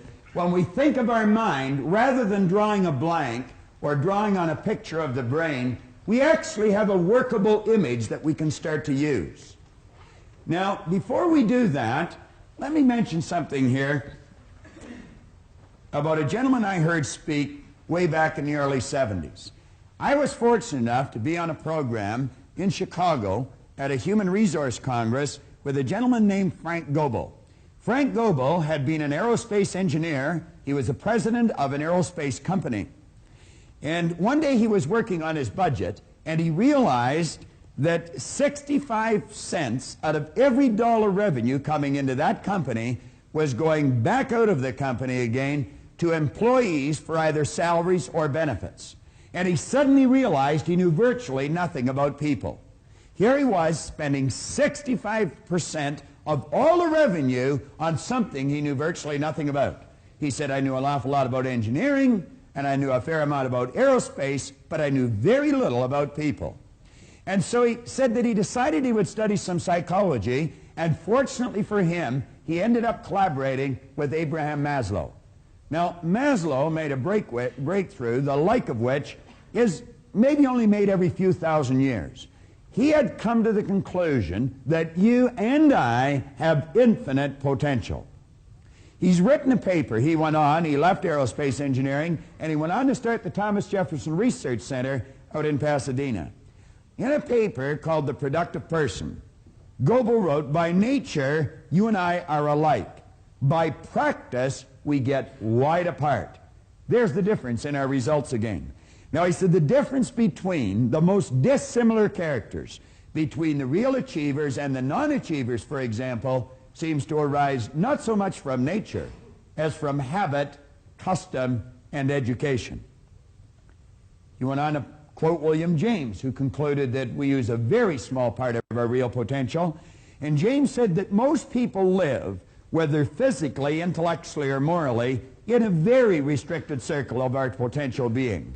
We make use of a very small portion of our possible consciousness and of our soul's resources in general. Much like the person who out of their entire bodily organism would get into the habit of using and moving only their little finger. I want you to think for a moment, if you had a child and that child was laying perfectly still in its crib, and the only part of its body it was ever able to move was its little finger, I'm quite certain that you would probably beg, you would borrow, and if you had to, you would steal to find out what's wrong with that child. But isn't it strange that a human being can stop growing mentally at a very early age and it can be virtually ignored. This is, without question, one of the most important subjects we can go to. I want to refer back to something Napoleon Hill wrote again that caught my attention when I first read the book. He pointed out in here, somewhere in your makeup, there lies sleeping the seed of achievement, which, if aroused and put into action, will carry you to heights such as you may have never hoped to attain. Do you know, as I think of this and as I read it now, I'm doing things today that 27 years ago, if anyone had suggested, I would have thought they were hallucinating. I take a look at my paycheck today. It's so completely different than it was when I first started to study this. In fact, the same people that used to pay me $4,000 a year are now paying me $4,000 an hour. And the only thing that's really changed is what's going on inside. Everything was already there. It's just a matter of learning how to use it. Now, he said, just as a master musician may cause the most beautiful strains of music to pour forth from the strings of a violin, so may you arouse the genius which lies asleep in your brain and cause it to drive you upwards towards any goal you may wish to achieve. Now, I'm going to put a couple of marks on the board, and I want you to really think seriously about this. You know, human organizations, as we know them today, are not going to last much longer. And that is because we have built them on a false premise. These organizations have been built on the premise that you and I are physical beings, and we're really not. We are spiritual beings living in physical bodies. And we've been gifted with something called an intellect. And by learning to use the intellectual factors in our personality, we can tap into the higher side of our own nature and improve anything in our physical world. But you know, to the average person, that doesn't really make a whole lot of sense. And it may not make a whole lot of sense to you, as I just said it. But you're going to find, as we go along with this, and as we keep working with this idea, it's going to make an awful lot of sense to you. Now, I have found, when we start to study ourselves, there's only 2 points of reference we can go to. One is science, and the other is theology. There doesn't seem to be anywhere else to go. I have found that there are only 6 basic religions. Now, I spent quite a bit of time living and working in California. I think there's something like 4,000 religions in California, but everybody starts their own out there because there's tax breaks, you see. So, but you're still going to find there's just 6 basic religions, and they all teach us essentially the same thing. They teach us that we are non-physical beings. They may use a different word, but the concept is the same. You know, it's a strange thing. Most people don't even know much about their own religion, and yet they say mine's right and all the rest are wrong, and they don't even know what the others are. I have found that every one of them has the truth in it. We are non-physical beings. See, the truth is something like the center of town. It really doesn't matter which side you approach it from. When you get there, you're in the same place. Now, the other area that we might want to look at is science. Science tells you your energy. As a matter of fact, a DuPont scientist many years ago said that the electrons and the atoms of your body contain a potential energy of more than 11 million kilowatt hours per pound. Do you know that there's enough potential energy locked up in that thing that you're sitting in that we call a body to light up this whole North American continent for nearly a week? And then you'll hear people say, I haven't got any energy. What a ridiculous statement. That's all we are, is a mass of energy. Do you know this thing you're living in vibrates? It glows. As a matter of fact, there is an aura of energy around your body. That is the cells leaving your body. Your body changes at the rate of about 50,000 cells per second. And as cells leave the body, new ones are created. And you know you can photograph the energy leaving the body. Semyon Kurlian, way back in the early 30s, perfected a form of photography where he could take and photograph mass, and the rays of energy coming from the body would penetrate the camera, penetrate the film, and you'd actually catch it on the film. And you'd photograph the density and the color of it. I would imagine you're very familiar with this, are you, honey? That's right. And you know, as the image in a person's mind changes, the vibration of their body changes, and the density and the color of this energy changes, and changes dramatically. Do you know you've even got a mental faculty where you can start to feel that energy coming from a person, and you can determine the mood they're in very, very quickly. You can virtually read what's going on inside an individual. Now, as we study this, we're going to find that this side and this side is actually all hooked up. Think of this for a second. You see sitting here on the lectern a glass of water. Now, let's stop and think about this for a moment. We call that glass. It's actually energy. Because of the speed it's vibrating at, we call it glass. We call this water. That's what it is. It's water. But it's actually energy too. As a matter of fact, the ring that's hitting it is energy, and the finger that the ring is on is energy. Everything's energy. Everything vibrates at a different speed. But stay with me here for a moment. What we're talking about here is energy. Now, while the energy is in the vibratory rate it's in that glass, we're going to call it water. And we call it water because it's vibrating at a physical or a corporeal state. If you were to add heat to that energy that we call water, you wouldn't call it water anymore. Then you would change the terminology that you would use. It'd be the same energy, but it would be moving faster and a higher speed of vibration. Then we would call it steam or vapor. And we would call the energy steam or vapor because it's not in a physical vibration. It's now moved into what we call an astral vibration. If we were to continue to add heat to that energy that we now call steam, you wouldn't call it steam any longer. You would call it air, ether, or gas. And that's because it's not in an astral vibration any longer. It's moved into now what we call an etheric vibration. But every level, it's the same energy. Now, as we take a look at this, we're going to let these lines represent levels of vibration, or, as we more commonly refer to them, as frequencies. And you know, each frequency is hooked up to the one above and the one below. There's no line of demarcation where one stops and the other starts. See, every frequency, it's like the colors of a rainbow. As they fit together, there's no place where one color stops and the other starts. They're all joined together. Now, you're never going to see that with something you call sight. Sight is a physical sensory factor. You have to go to one of your higher faculties, and you develop this through understanding. You start to understand. So you see, the part of us that we cannot see and the part we can see is all the same. This is just the flip side of the coin of this. Spirit always manifests through its polar opposite. We have the ability right here to tap in to this great power that I choose to refer to as spirit, and we can tap in with an intellect, and we can cause this power to literally move into form, into something we call an idea.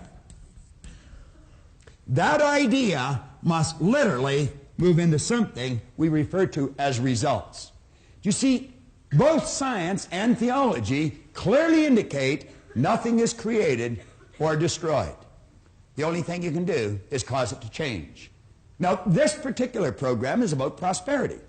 And when we think of prosperity, money plays a very large role. But of course, so do relationships, and so does the health of our body. But let's go back and think about money for a moment. Now, when you think about money, money is really an idea. You say, that's money. No, money is an idea. It's manifest on paper. Now, paper used to be wood. I remember when I was a little boy, I lived way up in Michipicoten Harbor. That's about 3 wigwams this side of the North Pole. It's a little north of King Garden, I think. But at any rate, when I lived up there, I'd watch them take these large logs out on flat cars on the railroad. And I remember people telling me that they were going to make paper out of it.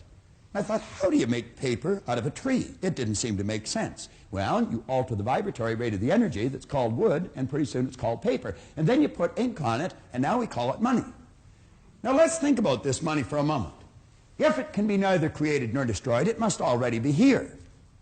If we can't destroy it, if heat will cause the energy that we call water to move into an etheric state, I would imagine heat would cause what we call money to move into an etheric state. And there it goes. Now where is it? You say it's gone. It's not gone. Still here. You see, you'll never see it on the level it's on now with your physical sensory factor, sight. But if you use your intellect and develop understanding, you'll know that it's still here. What we want to do is cause it to move into form. Now that's just about as bizarre as anything you'll ever hear to some people's ears. But I'm going to tell you, it's just as true as anything you'll ever hear if you understand natural laws. And what I'm talking about is moving your mind into a higher vibration, developing a higher consciousness, and you can literally attract all the good that you want. You see, money is literally attracted to us, or it's repelled. Now, in the first 27 years of my life, I can assure you that I was not magnetized to that green energy. It used to stay away from me, and now it just keeps coming to me. What did he say in this book? Right in the start of it. He said, when money starts coming, it'll come so fast and so furious, it will literally make your head spin. Now, let's take these simple concepts that have deep meaning, and let's take this other board here and build a picture. One of our intellectual factors is imagination. Another one is reason. Now, with reason, we have the ability to think. John's going to be talking about that a little later on. With our imagination, we can tap into this infinite power and we can build beautiful pictures in our mind. Now, since no one has an image of the mind, we have to make one. It's like the little boy in school. He was sitting there doodling away, drawing the picture, and teacher says, "What are you doing, son?" Kid says, "I'm drawing a picture of God." Teacher says, "Nobody's ever seen God." Well, he says, "Wait till I finish the picture," you know.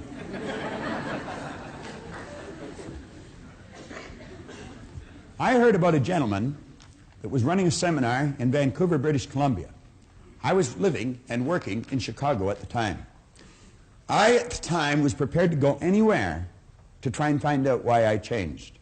And Vancouver was not too far to go from Chicago. I always sort of laugh when I hear a person say, "Oh, if you hold one of these seminars in the east end of the city, I'll come, but I don't want to drive across the city. I'd walk across the continent if I thought I could get something that would help me understand me better, because I know it's my understanding of me that's going to determine the results that I get in my life, in my happiness, in my health, or in the area of wealth." Well, I flew off out to Vancouver, and I had heard many speakers. I had read many books. I had a ton of information running around my head, but I couldn't get it to fit. And I couldn't get it to fit for the same reason that some of you have never been able to get it to fit. You have no picture in the brain cells of the mind. Do you know there's many psychiatrists that have problems with their patients because they're not giving them an image to work with when they're working with their mind? I have taught this idea to psychiatrists. I had a psychiatrist, Marty Cohen, out in Century City, California, tell me that he made more headway with a patient in 4 visits than he had previously made in 4 years. And the simple reason for it is he gave them order. He gave them a picture to start to work with. Well, as soon as this gentleman got up and started to speak, he was a great big gentleman by comparison to me. He and I looked like Laurel and Hardy when we worked together. But at any rate, the second he got up to speak, I knew this man knew what he was talking about. And I'm going to tell you, I listened carefully. I went over when he was finished and I asked him, I said, "Could I spend a couple of hours with you?" And I'll never forget him looking at his watch and telling me that he was sorry he didn't have a couple of hours. He had to go and catch a plane. Now, he said, "I'd love to spend some time with you," but he said, "I've got to catch a plane." And I said, "Well, I've got to catch a plane too. I don't mean right now." And I said, "Where are you going?" Or he said, "Where are you going?" And I said, "I'm going home." He said, "Where do you live?" And I said, "Chicago." Well, he said, "What are you doing here?" I said, "Well, I come out to hear you speak." He said, "That's a long way." And I said, "Not for what I got." And so at any rate, I think he was impressed that I had traveled so far. He got his calendar out and I got mine out. And he told me he was going to be in Toronto in a couple of weeks. I said, "Well, Toronto's only an hour from Chicago. It's just up and down. I'll come over if you'll meet with me." Well, the two of us sat down in the Skyline Hotel. And I'm going to tell you, Leland Bell Van de Waal taught me as much in 2 hours. Well, I should say 2 days. No, it wasn't. It was 2 hours. We just spent a couple of days together. But everything fell into place in just a couple of hours. He taught me more in 2 hours than I had learned in 9 years, studying faithfully every day. And he proceeded to tell me, he said, "Listen, Bob," he said, "there's a difference between hearing and listening." He said, "You hear with your ears, you listen with your emotions." Now he said, as you sit here, he said, your mind could take a trip, but your body would stay right in front of me. Now he said, you'd hear every word I'm saying, but he said, you may not necessarily be listening. He said, if you're going to learn, you're going to have to listen. And you listen with your emotions. You've got to keep your mind with your body. No trips. Now I said, if you do that, odds are pretty good you'll learn. And he says, there's a vast difference between learning and gathering information. He said, you see, all the way through school, we were encouraged to read, remember, and repeat. Read, remember, and repeat. And if you were able to do that fairly well, you were given the mortarboard of the sheepskin. And they said you had learned. Doesn't necessarily mean you've learned anything at all. You might have learned how to develop your memory, but that might have been the end of it. Now, I'm not saying no one learns doing that. Some do. But he said learning is not gathering information. Learning is when you consciously entertain an idea, you get emotionally involved in the idea, you step out and act on the idea, and you improve the results in some area of your life. Now, he said, this is the name of the game, Bob. He says it's results. Pretty good teacher a long time ago said, by their fruits you'll know them. In other words, you can always tell a person's level of awareness by the results they're getting. If the results aren't there, they have no one to blame but themselves. For 27 years, I blamed everybody. I blamed my parents. I blamed my brother, my sister. I blamed my employers. I blamed the commanding officers I had in the Navy. It was never me, always them. They weren't doing enough for me. They weren't doing it right. The truth was, I wasn't facing up to the truth about me. I was never studying. I didn't know anything about myself. And as a result, the results indicated it. I was unhappy, sick, and broke. Now, he said, Bob, you're going to have to alter some ideas in your mind. But he said, to do that, you're going to have a picture to work with. And he told me about a doctor in San Antonio, Texas, Dr. Truman Fleet. He started the concept therapy movement. He said he attempted to teach the healing arts, and he ran into a problem. He said the medical profession that he was a part of were treating symptoms or effects. They were not treating causes. And he said, if you're ever going to enjoy health, you must treat the whole person. Now, that's called holistic healing. How many of you are familiar with holistic healing? Quite a few. Well, that's where you heal the whole person. You see, you're a triune being. You live simultaneously on 3 planes of understanding. Every one of us are the same. Every one of us. The difference is in our results, but the same here. And that's where it all starts. And that's what we want to understand. When we walk into that office where the broadloom is up to our cheeks and there's a great big oak desk and a battery of secretaries, that person is not that much better than you are. I don't care how big their car is, how much money they've got in the bank. I don't care how pretty they are. They're no better than you, and they're no better than me. See, our problem is we have been living strictly with our sensory factors and never with our higher level of understanding. If a person's skin is a different color, we say they're different. If a person lives on the other side of an imaginary line, we say they're different. If a person speaks a different language, we say they're different. If a person is a different sex, we say they're different. Are they? No. They appear different to our sight. But when we develop a higher understanding, we're going to find out that we're all the same. And when we start to grasp that, then we can start to take action on the results we want. As we see a person getting better results, we can watch and see how they're getting them, and then we can do what they're doing. Napoleon Hill says it pays to know how to buy knowledge. I'm going to tell you the best money you have ever invested is in this seminar. And I'm not saying that because I'm selling it or I'm doing it. And I'm not saying that because John's selling it or John's done it. I'm not saying that at all. I'm saying that because I've studied thousands of seminars, and what we've done is take the very best out of them all and put them in this.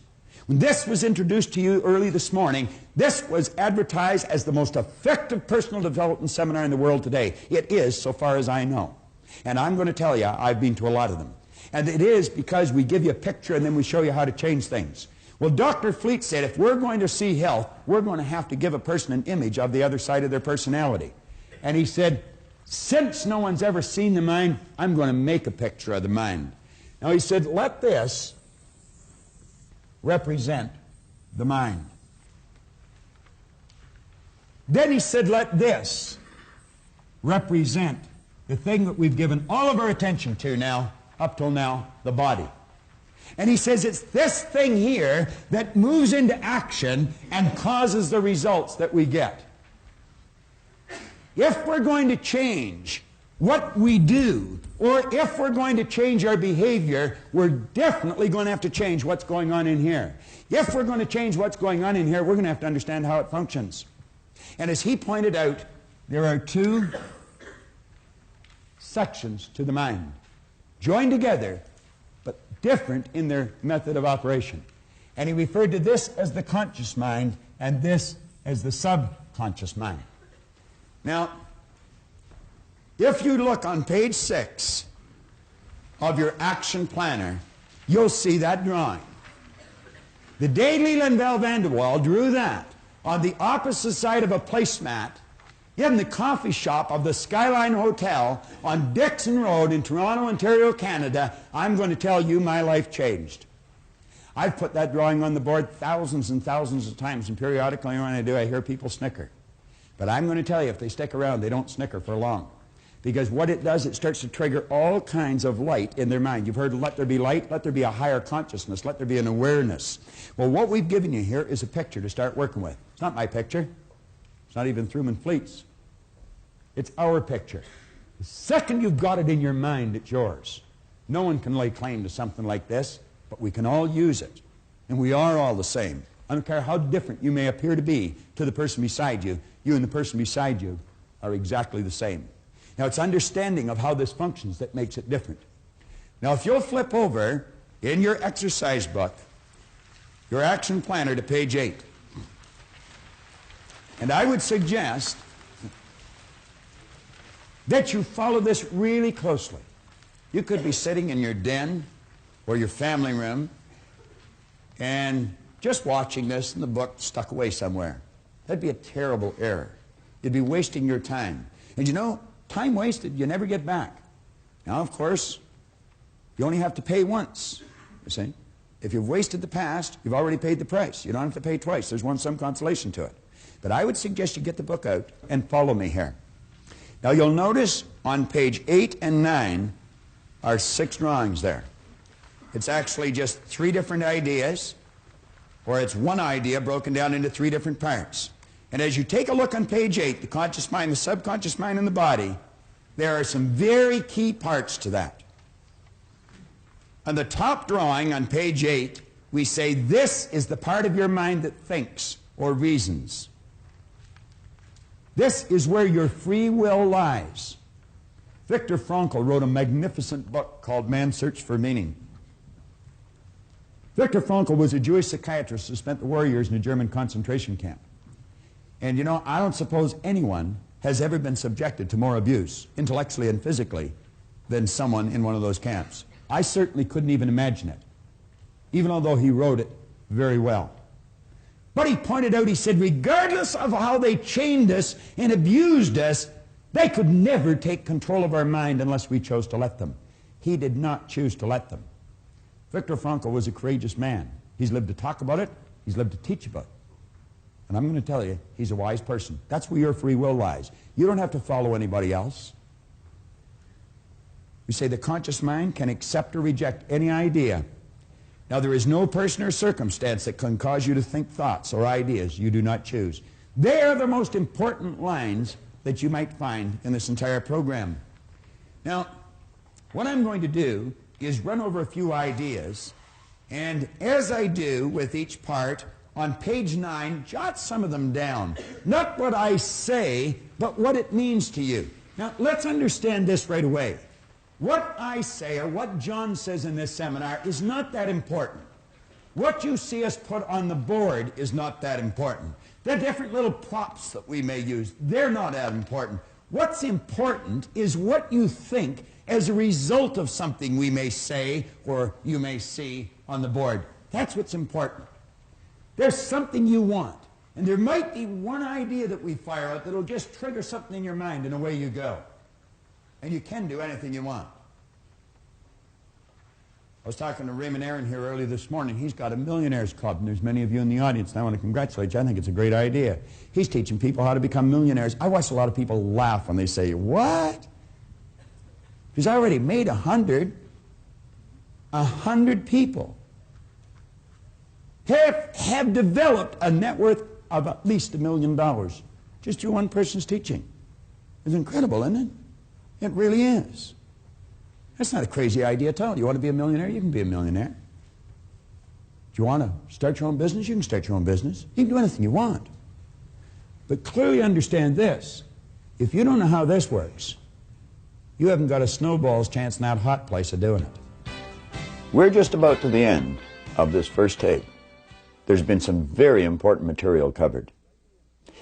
It's vitally important that you go back and you read through this book. Possibly even watch the entire tape again before going on to the next tape. Read from page 5 to page 8. Cover your own notes and pay particular attention to page 8 before you go to the second tape. Please understand this. This program will be of little value if you have not established a goal, something you really want, that you're emotionally involved in, that you're working towards. Possibly to help you, before we go to the second tape, we'll take you on a little tour down through some tropical island. Holding on to the key, ready to unlock your destiny. Oh, rich, rich, rich, rich.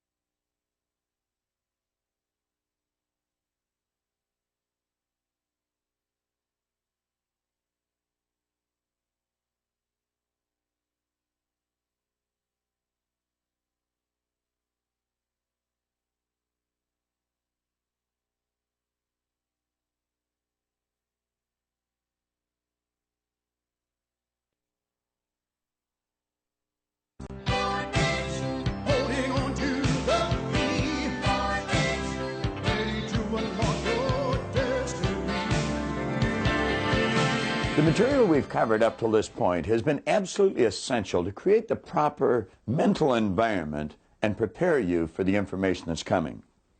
I concluded the last message by suggesting you reread page 8, as it was vitally important. Now we're going to create this image, and as I do, I want to suggest that you take as many notes as you can. It really doesn't matter if you have to replay this next section 50 times. Make sure that you get the key points written out on page 9 in your action planner. It's vitally important that you do this. The success of the entire program, which is your future, may be dependent upon it.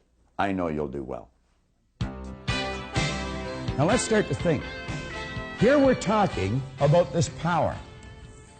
We are not only a physical expression of that power, we're an instrument of that power, because that power literally flows to and through us. Now, as it flows into our consciousness, it just is. Just is. All science and all theology tells you energy is, God is neither created nor destroyed, is the cause and effect of itself, is 100% evenly present in all places at all times, is all-knowing, is all-powerful. You see, the knowledge that got us into the air has always been here. We didn't just make something out of nothing. When the Wright brothers introduced us to this new kingdom, they just tapped into something that was already here. The fax machine that you use today. You can take a slip of paper, feed it into a machine, and thousands of miles away, simultaneously, it's coming out of somebody else's machine.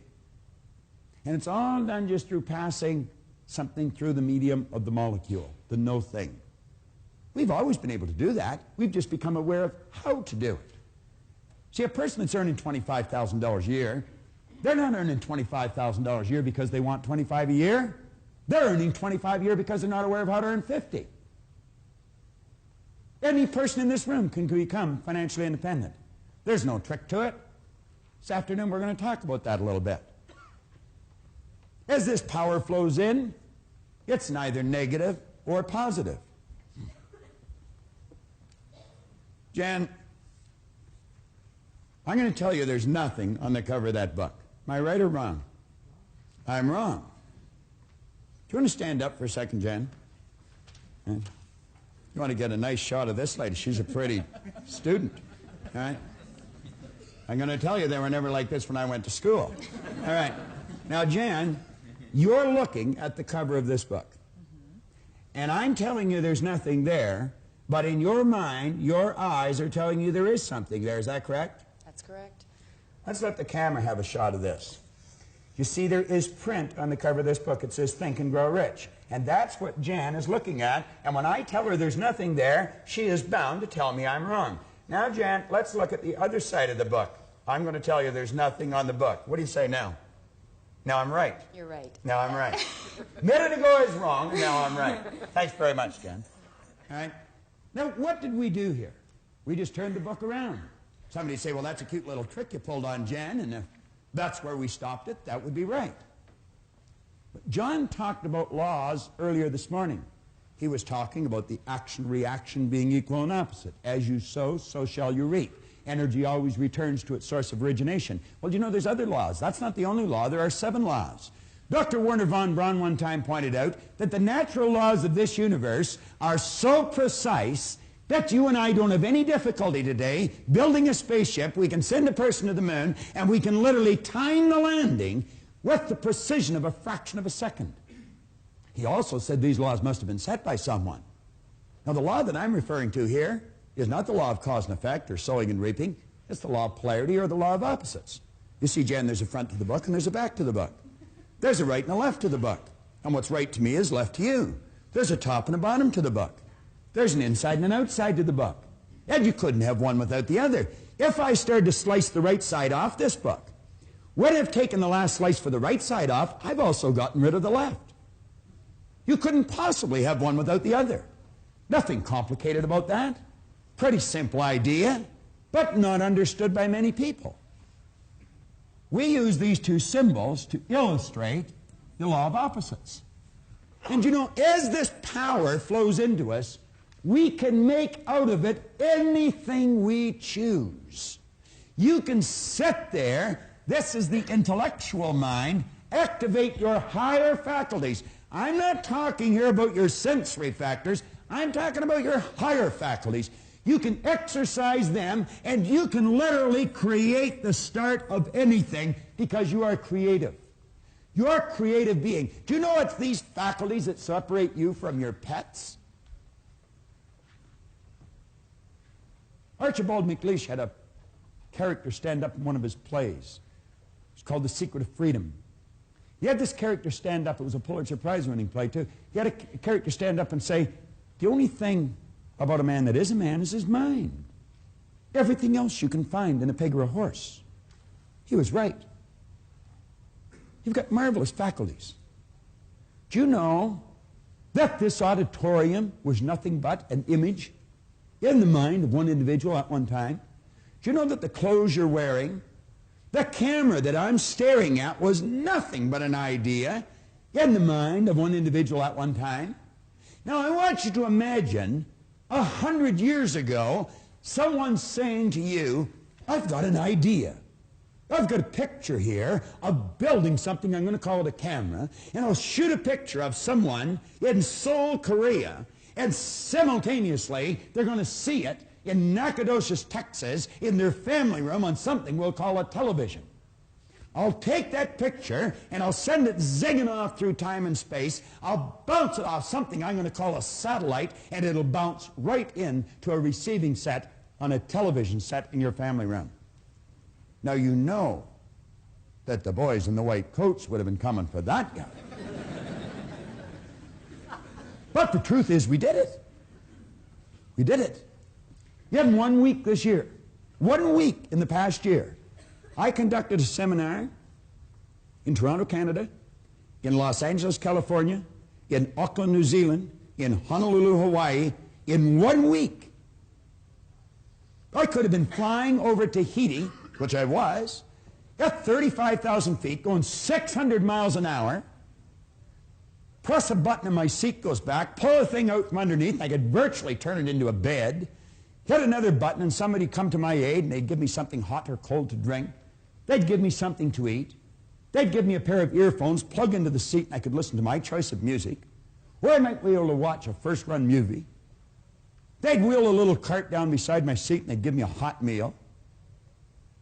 I could wander up to the wall of the ship or the bulkhead of the plane, take a little plastic card, plastic was something that didn't even exist when I was a child, stick it in this machine, take a telephone back to my seat, and phone my office in Willowdale, Ontario, Canada, while I'm at 35,000 feet, traveling 600 miles an hour over Tahiti, just about the opposite side of the globe. And I would have been able to take, if I wanted to, a laptop computer out of my briefcase, set it on my knee, snap a modem on it, with the telephone, communicate to my office in Willowdale. Or take a portafax again, snap that onto the phone, send a paper to my office in Willowdale. Where did all these things come from? Where do you think you got the digital watch that you have?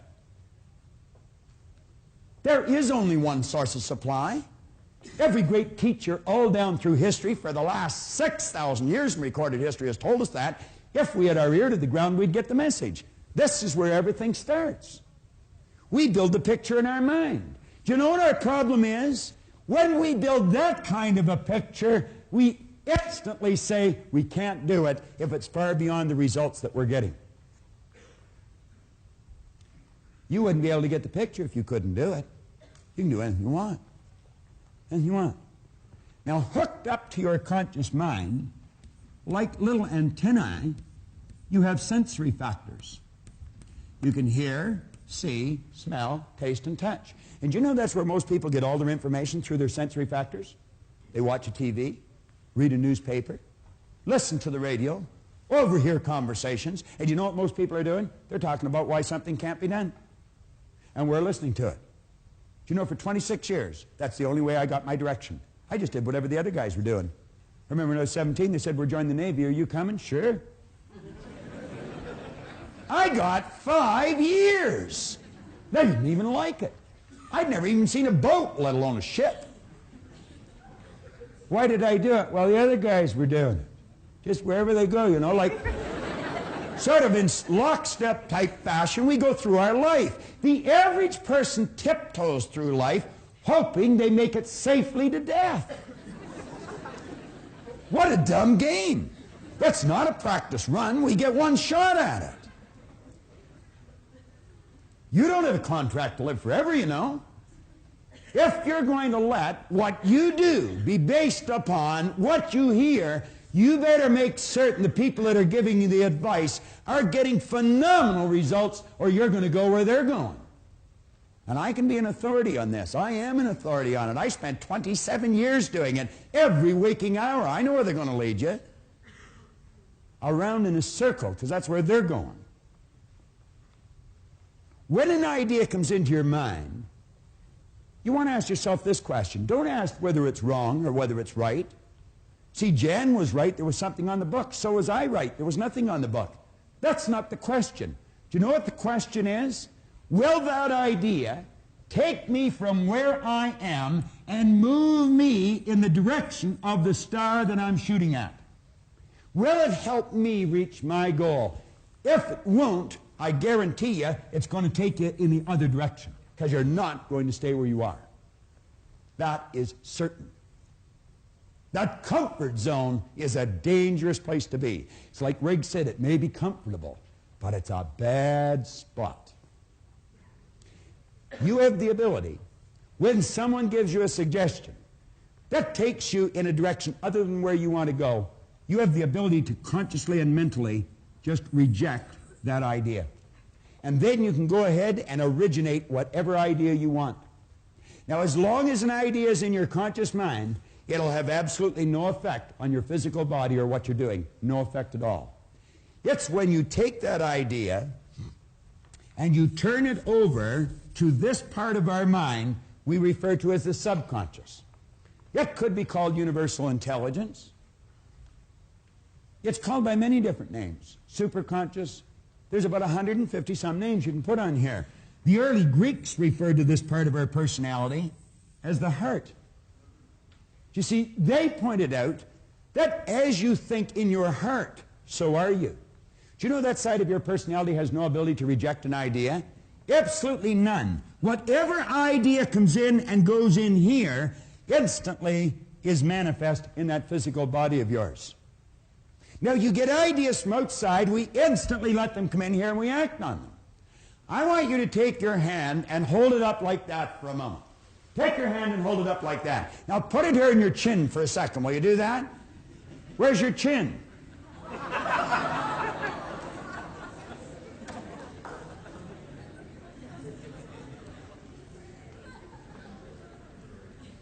Why did you put your hand here? Do you know why you put your hand there? Because I put my hand there.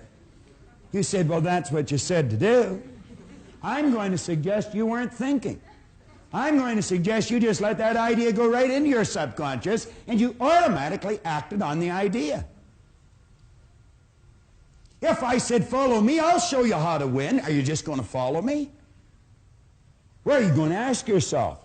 Does that person know what he's talking about? Does she know where she's going? Why would you go for someone for financial advice that's flat broke? That doesn't make any sense, does it? Why would you go to a sick doctor to find out how to get healthy? Do you want to know why we do it? We're in the habit of doing it. And you know what a habit is? A habit is something you do without giving it any conscious thought. And you know that most people live by habit. They don't think. Val Vanderwall used to point out if most people said what they were thinking, they'd probably be speechless. The late and great Dr. McFarland from down in Kentucky said 2% of the people think, 3% of the people think they think, and he said 95% of the people would rather die than think. I was reading an article that was written on George Bernard Shaw. And the author was reporting that Shaw one time said the average person thinks 2 or 3 times a year.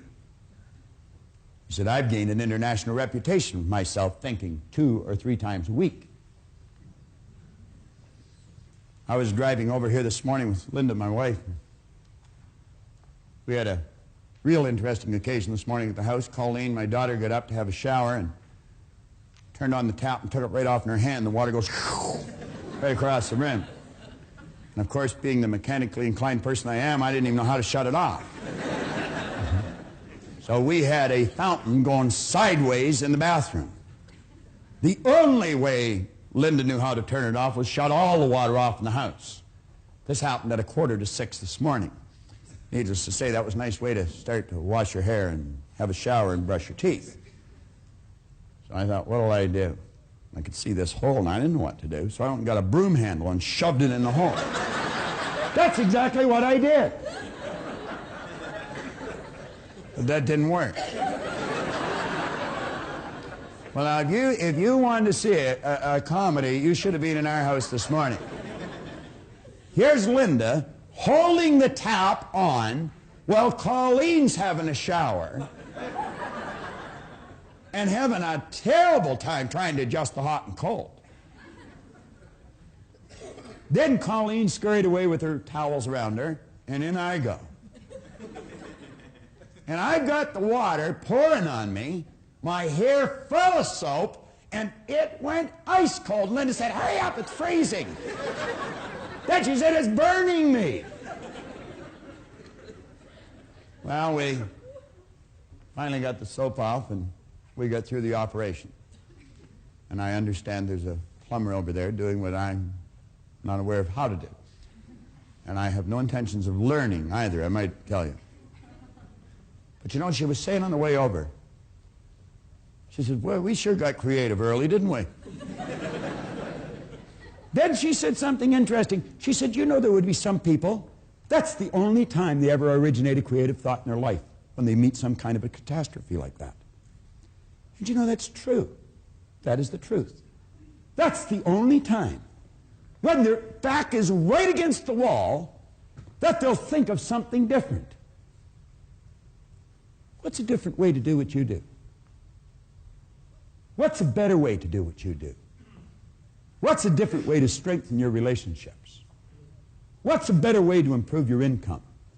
Do you know if you're still running your company the way you were running it 5 years ago, you're going out of business? That's true.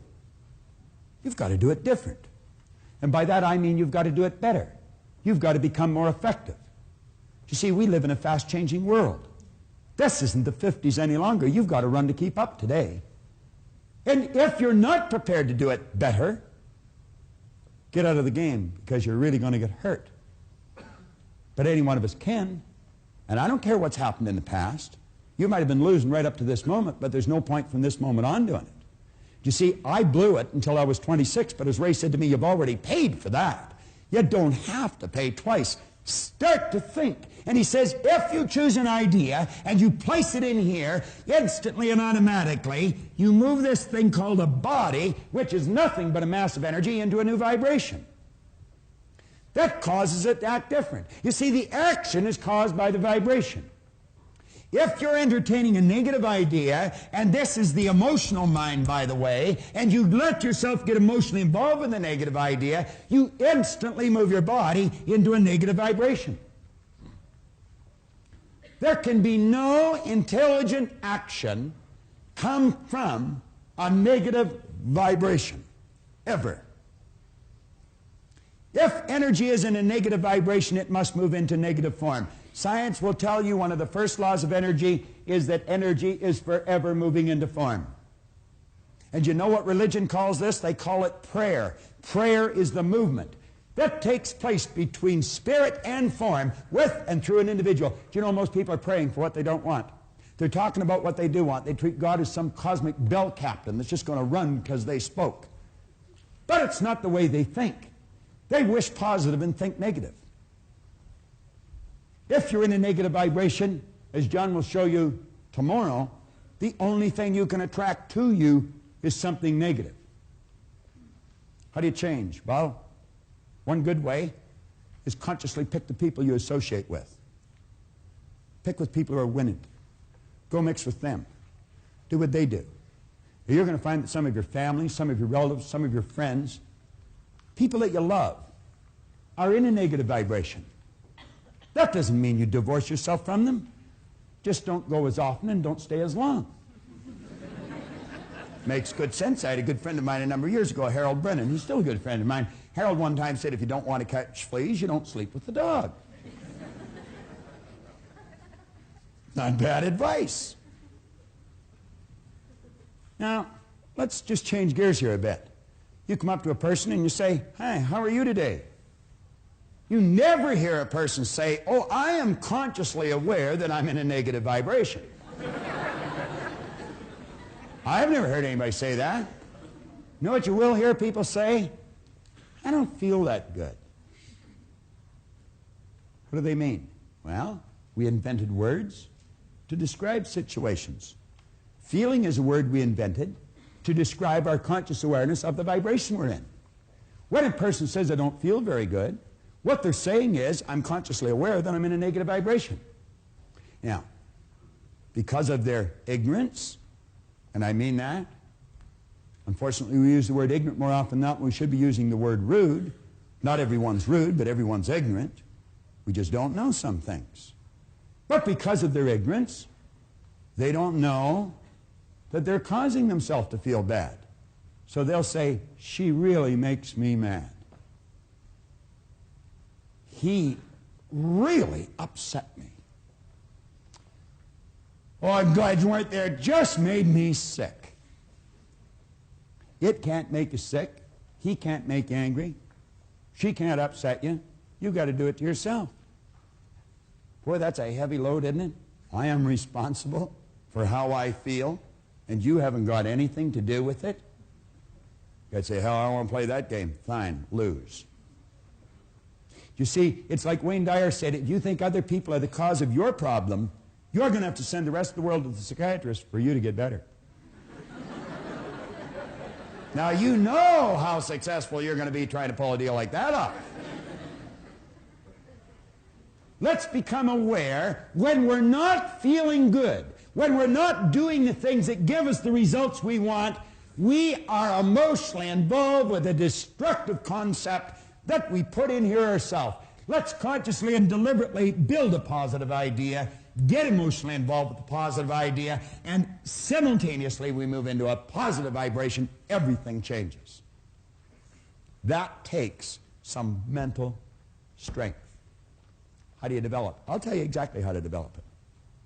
Sit and watch the tape that you're watching every day for a month. Every day for a month. You say, "Well, I don't have to watch it every day for a month." No, you don't. You only have to until you want to, and then you don't have to any longer. It's that simple. But I'll tell you this, you hear it over and over and over and over and over and over and over again, and one day, bang, something's going to happen inside, and you're going to realize when you say that she upset me, that she didn't do it at all. You did it. And you know what you're going to do that day? Change it. And you'll never again go through life thinking other people upset you. And if periodically you let somebody else stick a negative idea in your subconscious mind, you can instantly correct your direction, because at least you know where the problem lies. Is that basic? Yeah, I think it is. I think it is. Now follow me closely here.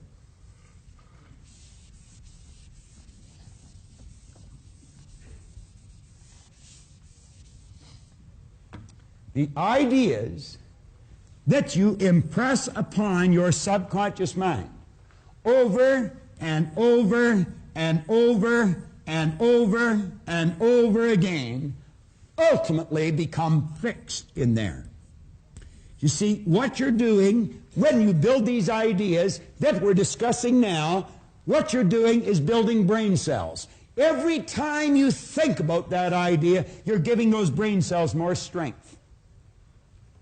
And in a relatively short period of time, Dr. Maxwell Maltz, the great author of the phenomenal bestseller, Psycho-Cybernetics, he pointed out that in approximately 21 days of doing this with an idea, that idea will become fixed in your mind. Then it's more commonly referred to as a habit. A habit is an idea that's fixed in our subconscious mind, requires absolutely no conscious thought any longer to cause us to act on it. Do you know you drive your car through ideas that are fixed in your mind? When you first started to drive, you were all hands and legs. Every bit of conscious attention was on what you're doing. Same as when you first learned to get dressed. You ever watch a little child trying to learn how to tie its shoe? Totally awkward. Now we get dressed without giving it any thought. We may think of what we're going to wear, but not how we're going to get it on. You very rarely see an adult trying to pull their pants on over their head. But it's not uncommon to watch a little child try and do that. You never see an adult trying to put their foot in the sleeve of their shirt. But it's not uncommon to see a little child trying to do that. But when the little child gets the ideas fixed in their mind, they never try and do that again. And they just automatically get dressed. If you would consciously observe some of the things you do in any given day, just consciously stop and watch your own behavior. Listen to your thoughts. You're going to find that many of the things you do are done through habit. See, when I was a little boy, my teachers used to say, "Bob, why are you doing that?" And I'd say, "I don't know." This is the intellectual mind. You can store a lot of information there. But this is the conditioned mind. You see, thousands and thousands of habits form something called conditioning. And I was automatically doing things I didn't want to do. I was doing something wrong. It was giving me results I didn't want. And they'd say, "Why are you doing that?" And I say, "I don't know." They say, "What do you mean you don't know?" "You know." I say, "I know." "Well, why are you doing it?" "I don't know." I remember I joined the Navy. My commanding officer would say, "Proctor, why are you doing that?" I'd say, "I don't know, sir." "What do you mean you don't know?" "You know." "I know." "Why are you doing it?" "I don't know." Then I got out of the Navy and I went to work, and the boss would say, "Bob, why are you doing that?" I'd say, "I don't know." "See, what do you know? What do you mean? You know how to do better." "I know." "Why don't you do it?" "I don't know." Then I get married. My wife say, "Why are you doing that?" I say, "Never mind." It's amazing how bold you get at times. I got to hate the word why. I didn't know why I was doing things that I didn't want to do, giving me results I didn't want to get. I didn't know how my mind operated. I didn't know I had all those ideas fixed in there. And I'll tell you something else I didn't know. I didn't know how to change it. I did not know how to change it. Why did I have a poor attitude? Because I had so many negative ideas fixed in here. And you see, it's what's in here that controls the vibration. And conscious awareness of the vibration is called feeling. And I never felt very good. Sometimes I felt lower than others. You'll see people that are totally depressed. You know what depression is? Depression is anger turned inwards. They get angry at someone else and they suppress it. They pack it into their subconscious until it all becomes fixed. And they stay in a terrible vibration. Why do you think people get ill? Do you think dis-ease is a normal vibration for a body to be in? Not at all. Ignorance is the cause of dis-ease. We're told to know the truth would set us free. There's only one thing to be set free from, my friend, and that's ignorance. Now, I want you to stop and think of just how you behave. I want you to stop and think of some of the things that you could do that would improve the quality of your life just like that. Every one of us know how to do things better than we're doing. Our problem has been we don't know why we're not doing them. See, you know that when you leave home, if you go over and say, "You know, honey, I really love you," and give them a little hug and kiss, you feel better when you leave. You also know when you go out and slam the door that you feel bad for a long time after, and so do the people that you slammed the door on. We know, but sometimes we still slam the door. Do you know if that's the only thing you changed? If that was the only habit you changed, the quality of that relationship would improve. I have watched salespeople multiply their effectiveness just by forming the habit of being like this at 9 a.m. in the morning. This is called personal contact, and it's the key to success. Some people are not in front of a prospect until noon. You'll never get up at the crack of noon and win. At least if you can, I'd like you to tell me about it. The rest of this program is built around that basic concept and this basic concept here. But understand this. You've got the mental faculties. You've certainly got the power. The power's always with you. It's always flowing to and through you. It's just a matter of learning how to direct it. And in learning how to direct it, happiness, health, and prosperity will manifest in your life, and they should, because that's your birthright. And there isn't one person in this room, one person in your life that is even that much better than you. We're all the same. The difference is in our results. Change our results by changing our mind. It's so basic and so simple. I want to suggest that you consciously make a decision to change one habit in your life. I'd like to introduce you to someone that I love dearly, my aunt, Marg Moyer. She was in the habit of letting other people think for her. What everybody else wanted to do, I would do. You know, you wouldn't start an argument or you know, hurt anybody's feelings. And you waited on people continually. Marg changed one habit, and she literally changed her life. I'll tell you one thing, she's a force to be reckoned with today. A nicer person, too. Well, if you were to tell me something and I didn't agree with you, I could tell you, no, I don't agree with that. No, I don't wait on anybody. I think anybody that comes to this home will know that, because once you're here once, after that you get your own coffee. You know, we started our own business, and we really worked. And we worked extremely hard, and the whole family worked, and now everybody reaps the benefits. I would never have had the inner security to start a business. Now you decide, what habit are you going to change? What have you been doing automatically, without any conscious thought? Pick one and make up your mind, like Marg, you're going to change. Marg not only brought a lot more of herself to the surface to enjoy, her whole family enjoy her more. You pick one habit and make a similar change in your life. Now John Canary is going to introduce you to your greatest power. Now I'm going to ask you to take a look at a picture. I'm going to bring a picture up close to you. First of all, I'm going to hold it up. Some of you have seen this before, but I'm going to ask you, some of you, to tell me, what is it you really see? Now, if I were to go over here to Paul and say, Paul, what is it you actually see when I ask you to take a look at this picture? What do you see, Paul? A skull. You see a skull. Andy, tell me, what were you able to see? A skull. You were able to see a skull. Now, if I take a closer walk over here to someone here, what is your name, sir? Jim. Jim, what did you see? I saw a skull. You saw a skull. Jim, can you just walk up here for a moment? I just want to get you on camera here and get you to take a closer look at this. And just take a look and tell me, yes or no, is that a skull? No, it's not a skull. It's not a skull. As a matter of fact, Jim, is it a beautiful picture if you take a closer look? It's kind of a nice picture. Yeah, it's kind of a nice picture. Thanks a lot, Jim. I appreciate that. Now, you see, the closer that I get to you with this picture, you're going to start to see something completely different than what you thought you were looking at. You see, you instantly said, that's a skull. You remember this morning Robert talked about cells of recognition. And you were able to see this with your eyes. Your eyes picked it up and sent a transmission of energy to cells in your brain. Cells in your brain.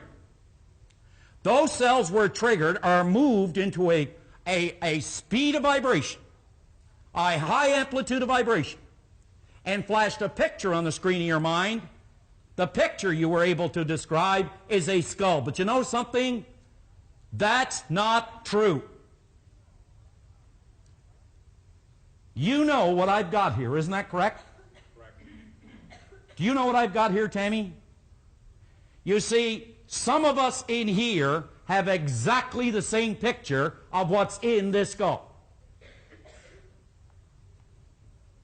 What it is a beautiful lady looking in a mirror. Now, there is no way, unless you get a close look at this, can you see a beautiful lady looking in a mirror. There is just no way that you can actually see it unless you get closer. I want you to think about something, and it's extremely important. Do you know that some of us, since we were infants, have been doing certain things in a certain way because of a belief system we've fallen in love with, and we protect that belief system even in favor of the truth? Even in favor of the truth. There are people who will die for tradition even if it means learning the truth. On the very first page of this particular lesson, page 11, at the very top, it's referred to as your greatest power. Your greatest power. And I want you to follow through this particular lesson with me as I begin to work with it on the board a little bit. But at the very top, when you were an infant, and in the early years of your life, the ability to control what energy or ideas were entering your subconscious mind had not yet been developed. In other words, the age of reason, before the age of reason, before we ate of what is called that tree of knowledge. I'm talking about, you could say, our little life. Long before we were able to say yay or nay. Now there's a question I want you to ask yourself as I get into this. And the question goes like this. Who and or what is in control of my life? Who and or what is in control of my life? Now, George Bernard Shaw one time put it this way. He said, it seems that people are forever blaming their circumstance for who and what they are. I, he said, don't believe in circumstance. The people who get on in this world, who come up with the results, are the people who look for the circumstance they want, and if they can't find them, then they go back and they make them. Then they go back and they make them. So let's just maybe take a look at how we learn some of the things we've learned. First of all, let's understand that we are all a confluence of a genetic structure. You could say that our genetic structure makes up a lot of what we believe and a lot of what we are, but not near as important as our environment. I one time heard Earl Nightingale make a statement that went like this. He said, all kinds of studies have been made regarding motivation. What is it, he said, that motivates us to do the things we do, to achieve the things we achieve? And he said, well, there's no pat answer to so large and complicated a question. He said, we believe that the overriding force that motivates people is due to choice of environment. Now, he said, some people make this choice consciously, but a great majority of people make this choice unconsciously as a result of environmental condition. Now, let's just go back into our little life for a moment. A very simple little exercise, but yet you see, even though we know it, it doesn't mean we are actually implementing the understanding of it. And you could say there is our outside world that has the predominant influence in the life of a child and what that child becomes. Now think about it. Here is a child who was born in absolute perfection. Maybe not physically speaking, but from a spiritual point of view, this child was born absolutely perfect. And in the beginning, they have the ability to think, they have the ability to reason, they have all the intellectual factors somewhere resonant within their mind, but they're not yet developed. Consequently, their mind is wide open for any idea that is going to come down the tube. Let me give you a good example of that. If I were to just come over here and I were to speak to you, Onik, Mr. Kavuk. Mr. Kavuk, if I were to ask you what religion you are, if you had to name one, what would it be? Christian. Now let's keep in mind that there are what? There are 47 types of Christianity in California alone.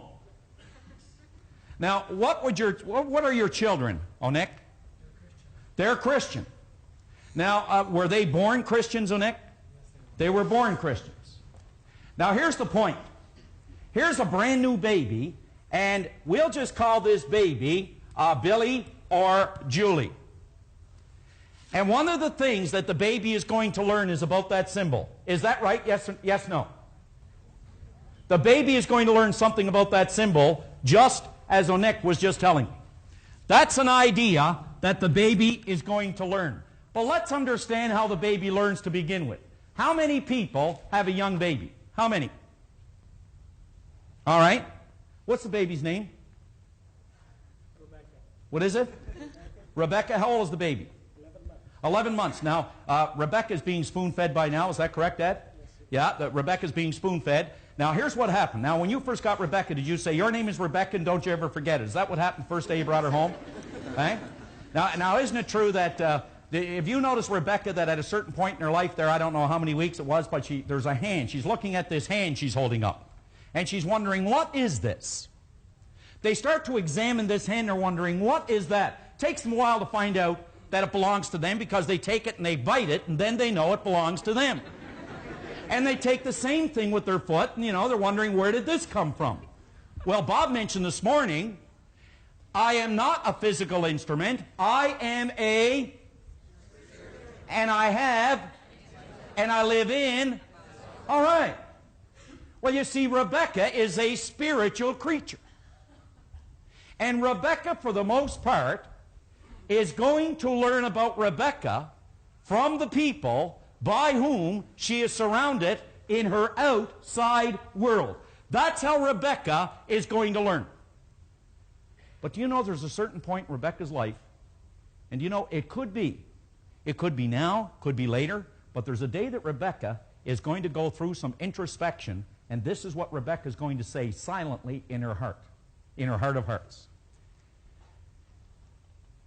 There's a little thing written by Adele Davis, and it goes like this. Who is this person called I? How many times maybe have you been blue? How many times have you been blue and maybe looked at a friend and said, hey gosh, I wish I were you? Or how many times have you attempted to change, say, your whole life's pattern and to rearrange? Rebecca doesn't know. She doesn't know why she feels the way she feels. Well, you see, this is the way that Rebecca started to learn. If we were to just take and say Rebecca is going to learn to eat off the spoon, this is what will happen. Mom will take a spoon. Rebecca's mind is wide open. She's crying for the food. And Mom will take the spoon. She'll start to go like this. Come on, honey. Open your mouth now. Open it wide. Open up, Rebecca. But Rebecca doesn't open up. That's why she has food all over her. She's got it all over the clothes. But Mom continues to go, open wide, honey. And eventually little Rebecca starts to do what? She starts to emulate who? Mom. And she starts to open her mouth, in goes the spoon. She identifies now. There's been an idea or there's been an image fixed in little Rebecca's mind.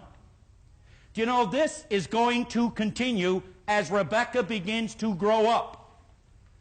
I'm going to say things to her like, you're just like your father. You make me so angry. And all these ideas now are being impregnated or are being impressed in this little girl's mind to the point where they make up the concept, the belief system, or the idea, or what Rebecca comes to believe is true about her world that she lives in. What happens when Rebecca starts to eat of this tree of knowledge where she develops the ability to reason, the ability to choose.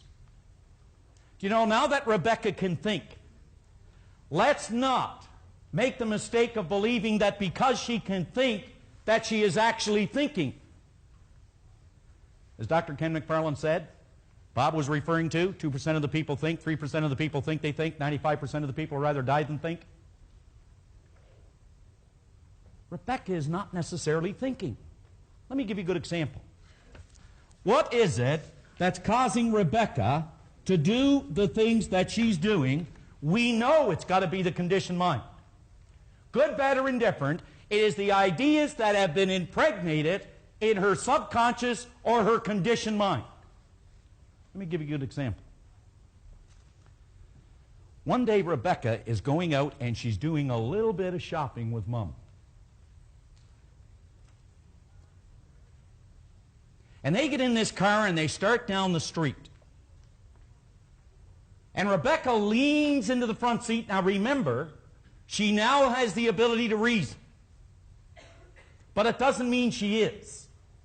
She is a product, to a large extent, of her environment. And she leans in the front seat and she says, Mommy, where are all those dumb bastards today? Well, Mom's got all the wisdom. Mom is thinking, you see, she grabs the steering wheel, thinks about it, says, oh, honey, you just relax. Because they only come out when your father is driving.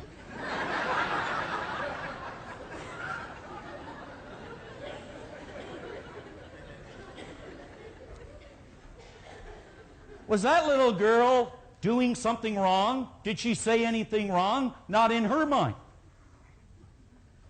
But you see, the day that Mom begins to explain it to her will give her cause to think or give her cause to reason. It is then and only then that she can change the information that has been handed over to the conditioned mind. That has been handed over to the conditioned mind. Now go back to your workbook because we've got to cover these couple of pages. Go back to your workbook right now. Go down a little further where James Allen made a great quote. He said, as a man thinketh in his heart, so is he. Was he talking about the physical pump here? No, he was talking about the heart of hearts. He said, as a man thinketh in his heart. Now, he didn't say as a man and not a woman. He didn't say a man and a woman, not a child. He didn't say a person who works at Ford but not one at General Motors. He didn't say a black person but not a white person. He said the heart of hearts because the heart of hearts, you see, has no complexion. The heart of hearts doesn't care where you live. The heart of hearts doesn't care who you know. It doesn't care what you have. The heart of hearts states that any idea you turn over to me, like to Rebecca, if Rebecca was taught an idea that was not good for Rebecca, Rebecca will act out that idea, good, bad, or indifferent, because the idea states that as a person thinketh in their heart, so they will be in their action, in their results, in their life. So you see, maybe in the beginning, someone was in control of Rebecca's life. But it reaches a point where no one is in control of Rebecca's life anymore. And this is what I want to see if we can get through here before too long. Now, help me on this page. It says you're no longer an infant.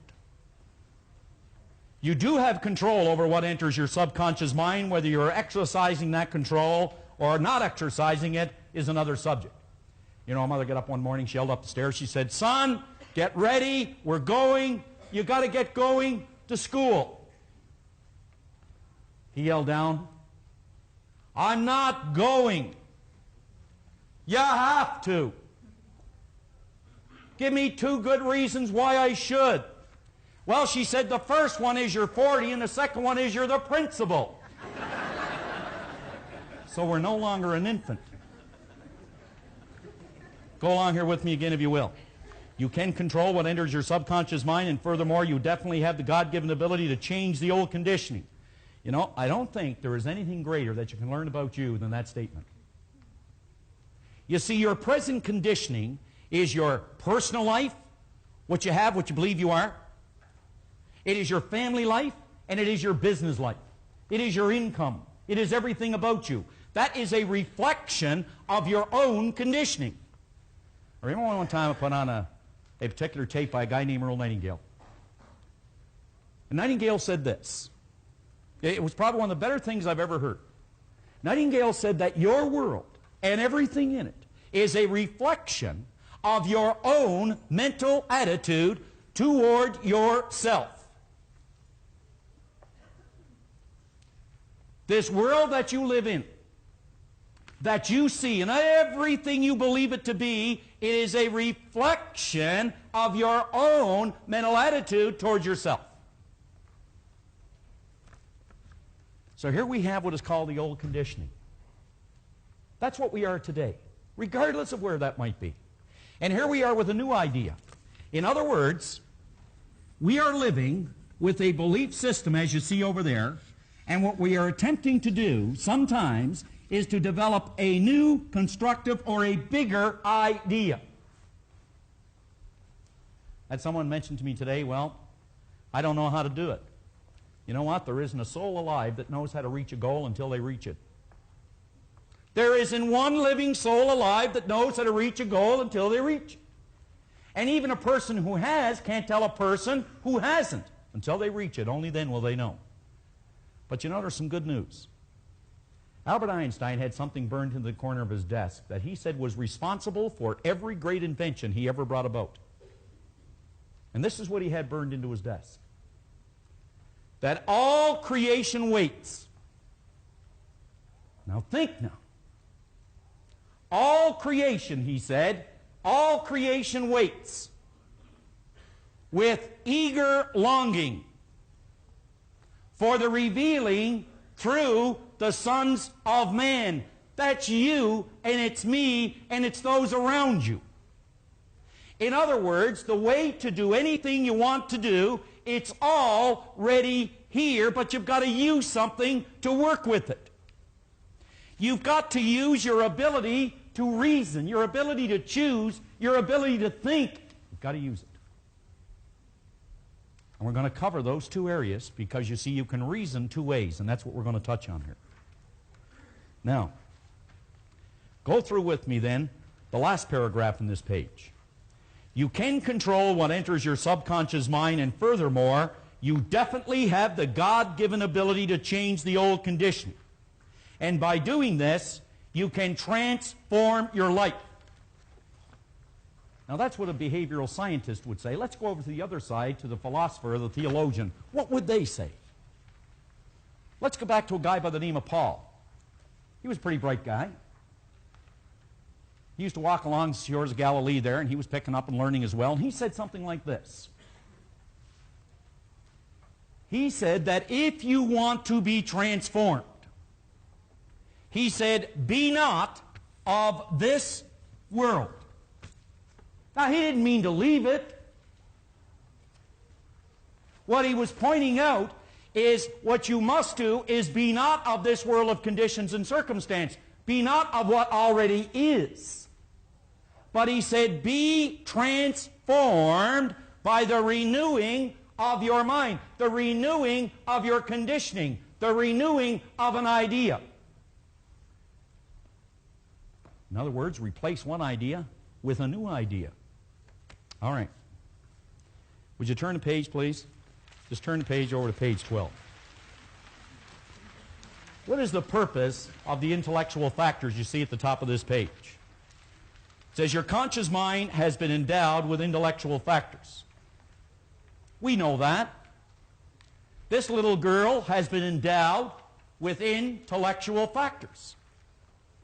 But in the beginning, they were not able to guard or to protect her against all the information she was getting. You know that Rebecca, you wouldn't do a thing on earth to harm Rebecca. Isn't that true, Dad? There isn't anything you'd ever do to harm Rebecca. But you know, Dad doesn't know everything there is to know about living. And Rebecca's going to be exposed to so many things. Let me give you an example of how Rebecca starts to use what are called her intellectual factors just quickly. Now you could bounce over here, and this is Rebecca now at the age of reason. And Rebecca goes to school. And as she's in there with all the other kids in school, the teacher takes and she puts something on the board for all the kids. And this is what it is. C-A-T. Rebecca does not know what that means. She may have a cat at home, but she doesn't know what it is in a word form. The teacher knows they have sensory factors. Rebecca can see that. She can see cat sends a transmission of energy to cells in her brain. They increase in amplitude of vibration, but there is no picture other than a blank one. So the teacher has to build some cells of recognition. She's going to start to use now her intellectual factors, and this is how she'll do it. She'll say, now class, that's C-A-T. I want you all to repeat after me. She'll say, that's ca-at. Now I want everybody to say that in the room here. Come on. Ca-at. Okay? Now I want you to say ca-at, and I want you to say it a little bit faster. Come on. Ca-at, cat, cat, cat, cat, cat. And a picture jumps into little Rebecca's mind, a beautiful little Fluffy at home. Now she has a word and she has a picture to identify with it. But you know, on her way home, she's all excited to go home and tell Dad everything that she's learned. She goes dashing through this construction site. And as she goes dashing through, takes shortcut, this guy yells out, hey, Charlie, bring that big cat over here. On go the brakes. What is she looking for? She's looking for little Fluffy, but what does she see? A big, giant earth-moving machine. Now she has two pictures for one word.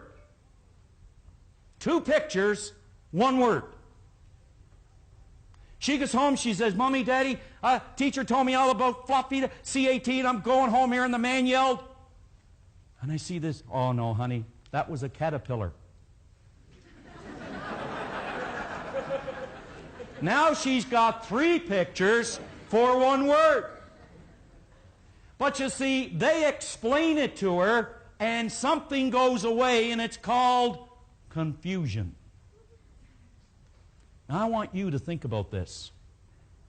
At some point in your life, in your little life, you were taught things about money, about love. You were taught things about God. You were taught things about work. You were given things about people. Things about people. You were given things and taught things about you. Never measure up. Never amount to anything. You're just like your mother or your father. You're just like your uncle. You can't trust anybody. All red-headed people have bad tempers. Now, if you ever met Bob, you know that's not true.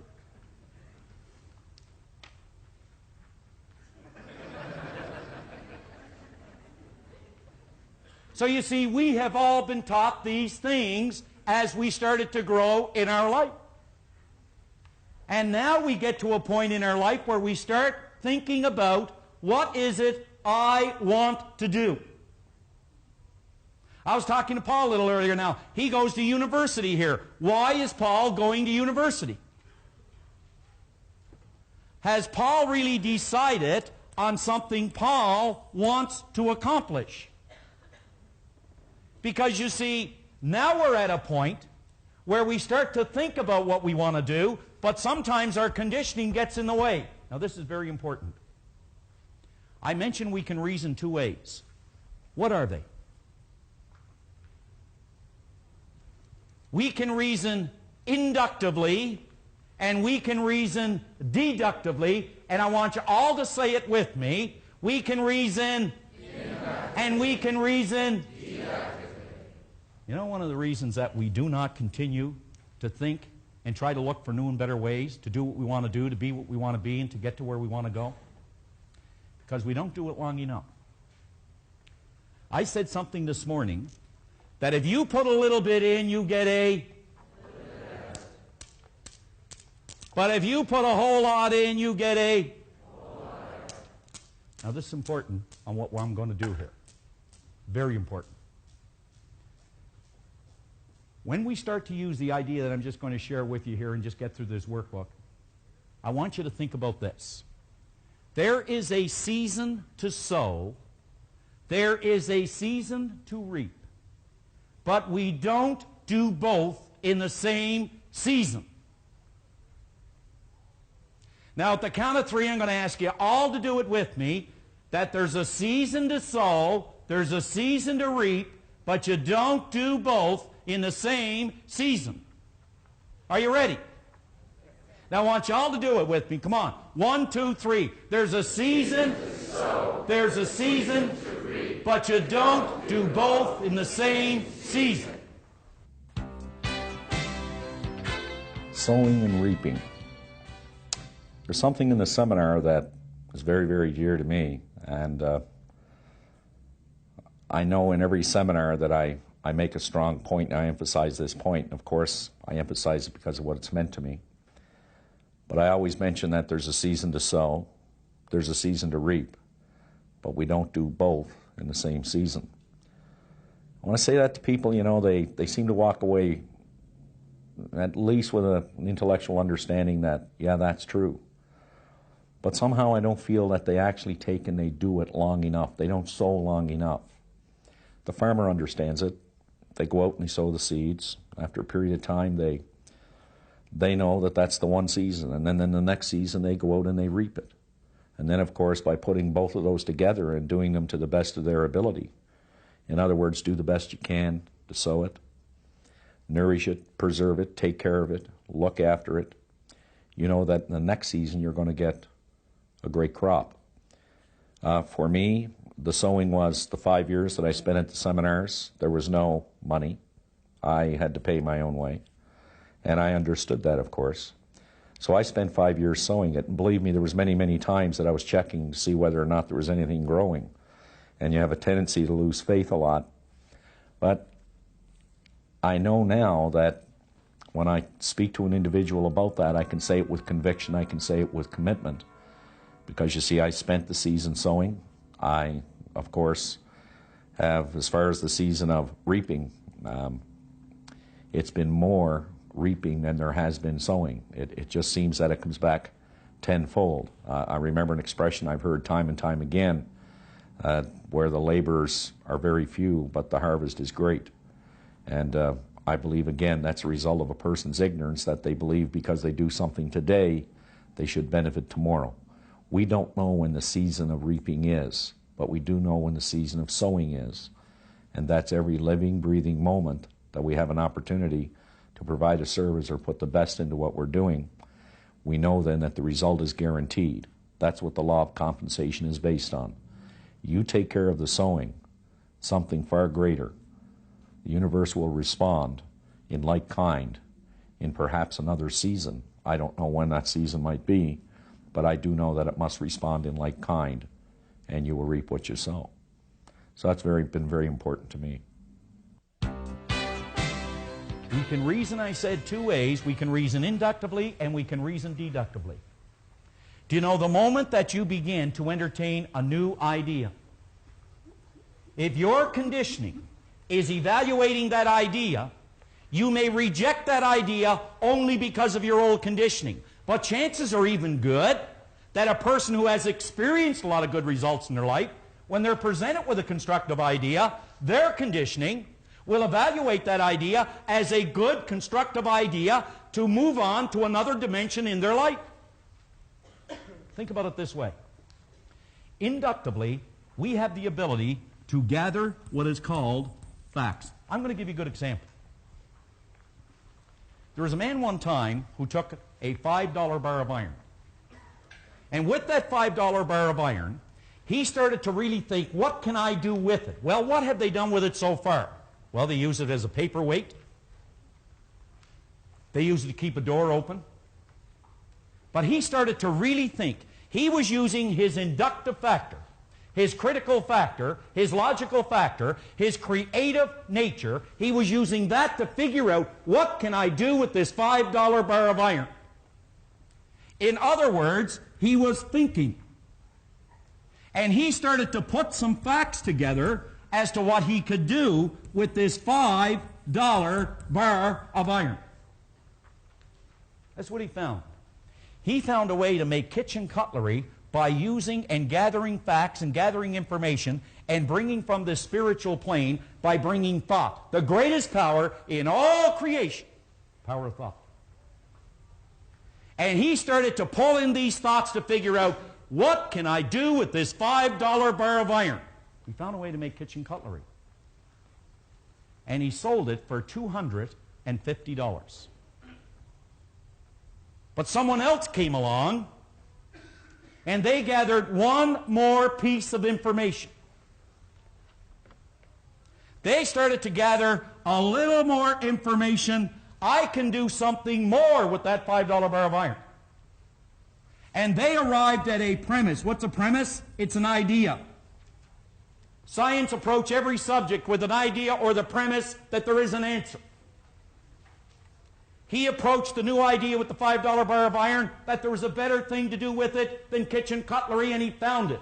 And he made balance springs and put them in your watch.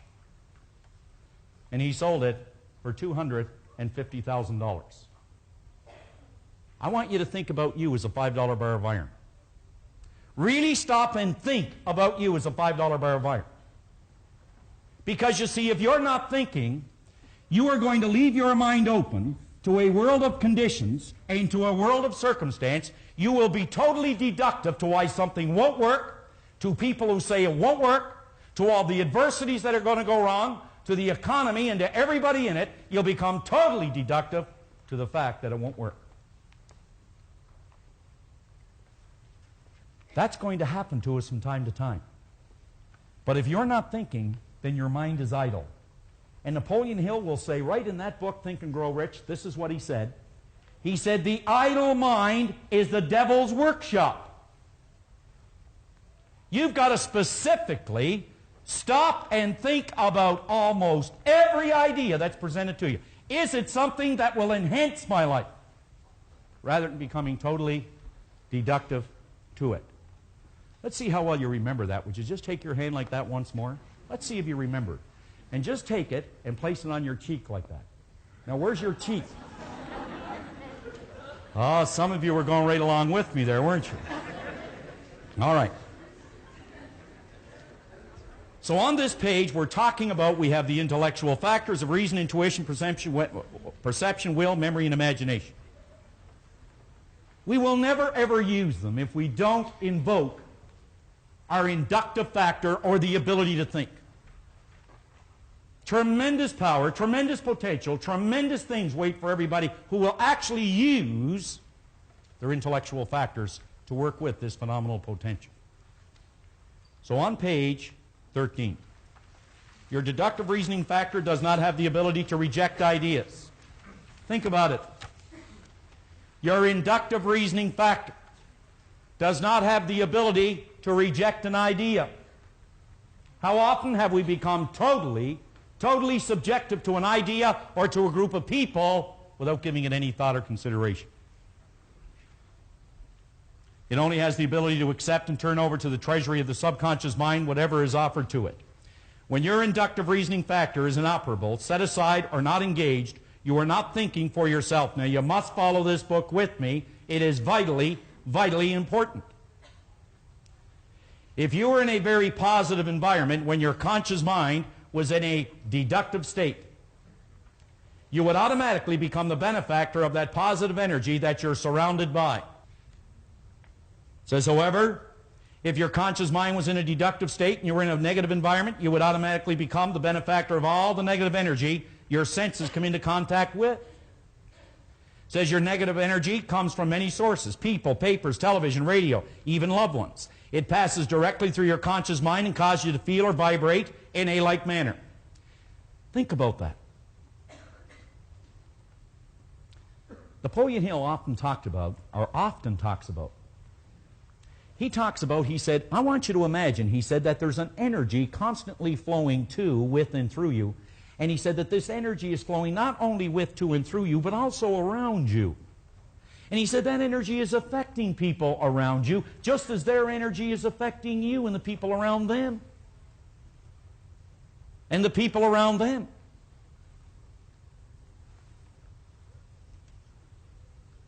A person who is continually in a negative environment and whose consciousness is deductive will very quickly become a product of that environment. What is meant by if their consciousness is deductive? In other words, if your belief system lends itself to persisting no more than a day, and you are around people whose consciousness will not persist any more than a day, the chances of you ever changing that persistence and staying in that environment are not very good. Are not very good. Let's go to the next page.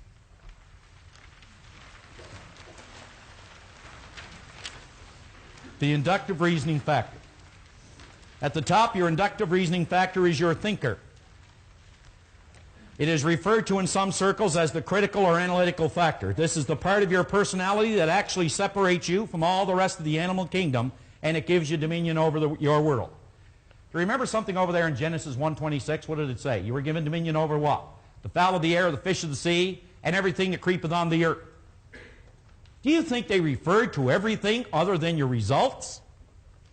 Did they mean, Dan, everything but your income? Did they mean everything but your happiness? Did they mean everything but your health?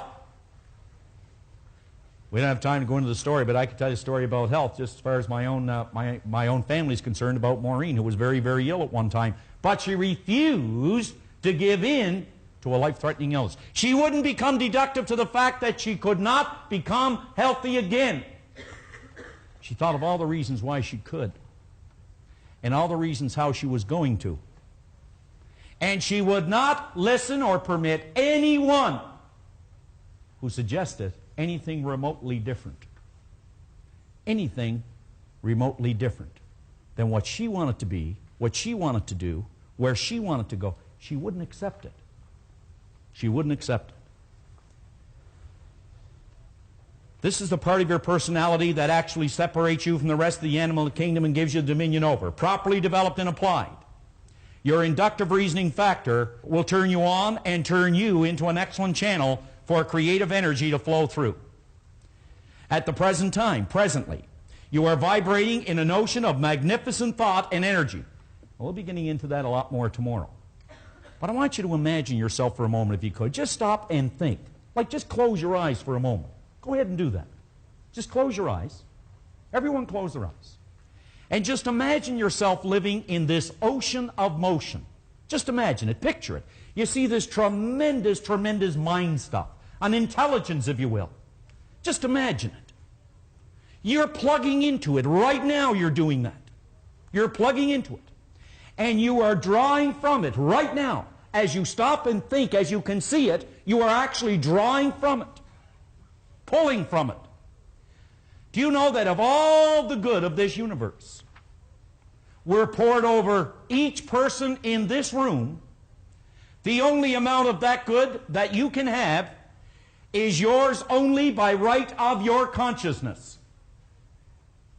The only amount you can have is the amount you're able to understand.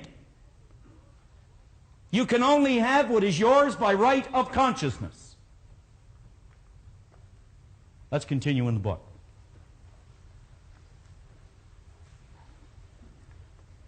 When these thoughts are brought together, they build creative ideas that can change your old conditioning and literally build your world more beautiful than you previously could have imagined. Let me tell you something that I just have absolutely no problem with anymore with regard to taking a number of thoughts. Bob mentioned this morning something about water. Water is energy at a certain state of vibration. Yes, no? Yes. In other words, it is two hydrogen atoms and one at a certain state of vibration. Think about this. Success is energy, a certain group of thoughts that form an idea at a certain state of vibration. Success is nothing more but energy in its most organized state of vibration. Failure, therefore, would be energy, a certain group of thoughts vibrating against natural law, known as confusion. It is energy in its most confused state of vibration. Is that difficult? I don't think so. What is health? It is an orderly state of vibration. But to achieve it, we must invoke and use our inductive factor, what we're talking about here. So when these thoughts are brought together, they build creative ideas that can change your old conditioning and literally build your world more beautiful than you previously could have imagined. You must, however, properly plant these creative ideas in the treasury of your subconscious mind, the part of your mind that transforms every impression that enters in it into physical form. The Word was turned into flesh. Think about that. What is the Word? It is the formulation of your thoughts into an idea. That's when it becomes the Word transformed into a reality or in the form of a result. I'm asking you to examine that idea. Just examine it. In big black print in your book, I want you to really look at it. Will this idea improve the quality of my life? How many people here, for some time now, have had a great desire on something they want to be, something they want to do, and something they want to have? How many people have actually desired something that you have not yet accomplished? Now, honestly, would you put your hands up? Hold them way up high there. Hold them way up high. Just keep them up there for a minute. Now let them down, and let me ask you this. With respect to this idea, isn't it true you have had ways on how you can achieve it? Yes, no? Isn't it true that ideas have come to your mind on things that you should do, but you've rejected them because of why? Say it louder. Fear. Or is it old conditioning? Does the old conditioning tell you why you can't do it? Does it act as a reminder as to what went wrong the last time? Isn't it true that the last time someone told you, hey, you shouldn't do this, you failed, so you should listen to the next person again? So we've got to start using, not our old conditioning, not being deductive, we've got to start to use what? Inductive reasoning. What is inductive reasoning? Tell me. Is it just thinking? Or thinking about? Yeah, remember, now we're not talking about just mental gymnastics here. We're talking about working with the power of thought. Thinking is working with the power of thought. I don't know how many people are familiar with a place called Glace Bay, Nova Scotia. Well, that's where I come from, Glace Bay, Nova Scotia. It's not the end of the earth, but you can see it from there. And it's a little coal mining town. No, this is really a different place here. It's a little coal mining town just down Nova Scotia there. Quite a place. And I can remember my dad coming home there every day, and he had this big light on the top of a big hat to protect his head because he worked out under the sea in the coal mines. And he'd have all these old clothes on, and they'd be all dirty and black, and he just looked awful. And he'd come home and home and home and home and home and home. And a lot of people here know my dad pretty well. He used to say, it's all you got to do is work hard, and it's all you got to do is be honest, and you're going to win. Now, that's only partly true. Hill said in his book, and I have to hurry this up now, Hill pointed out in his book, until, he said, we perish such foolish thoughts that working hard and being honest will bring us the desired riches. He said we'll never change the result until we learn that we must invoke, implement, become aware of. He said this power of thought, and it's only reached, he said, through the inductive factor or through the ability to think. That's what thinking is. It is working with the power of thought to improve the conditions that you presently have and not allowing yourself to become deductive to all the reasons why it can't. So let me kind of bring this in for a landing then at the bottom here. If when an idea enters your mind, and it's happening all the time at a fraction of a second, the answer to the above question is yes, then the idea is very likely good for you. Will the ideas that you have held, that enter your mind from time to time on how you can achieve a desire, The next time that idea enters your mind and you say, will this idea improve my life, you've got to act on the idea. There's a gentleman I talked to at lunch down here. I hope you're listening. Hope you're listening. Over on page 15, quick exercise. John Canary made reference to page 15 and 16 in your action planner. They're vitally important pages. It's absolutely essential that you answer these questions, go over them, and really think. What we're doing is looking at where we are in our life right now financially. Let me touch on a couple of the questions. In your present position, how much money do you earn? How much have you earned up to this point in your life? If you converted everything you owned into cash and paid any outstanding debts, how much money would you have? Now, there's a couple of questions here that frequently raise questions in our seminar. Do you think any person is worth $1 million a year or more? And there's another one by George Bernard Shaw, and we're using this within the context of earning money, where he said it is a sin to be poor. Do you agree with Shaw's statements? Now, consider this for a moment. If money is reward we receive for service rendered, and we render a lot of service, it would necessarily follow that we would be worth a lot of money. And if we keep in mind that money is a servant and you're the master, and that you can extend the service that you render far beyond your own physical presence if you have enough money, I think we will realize what George Bernard Shaw said was accurate. It is a sin to be poor. If we haven't got much money, we're just not rendering much service. And I think the greatest is the servant. Answer those questions accurately. And realize this, if it doesn't look too good, that's not bad. At least you know where you're at. And as we get into the next part of this program, we can show you then how to get to where you want to go. Remember, I pointed out it's absolutely essential that you have a goal if you're going to get the best out of this program. And at the end of the first cassette that you had, we give you a suggestion of possibly a trip to one of these paradise islands. How about a new automobile? Would you like a new automobile? If you could have any kind of car you wanted, what would you have? Pass the torch.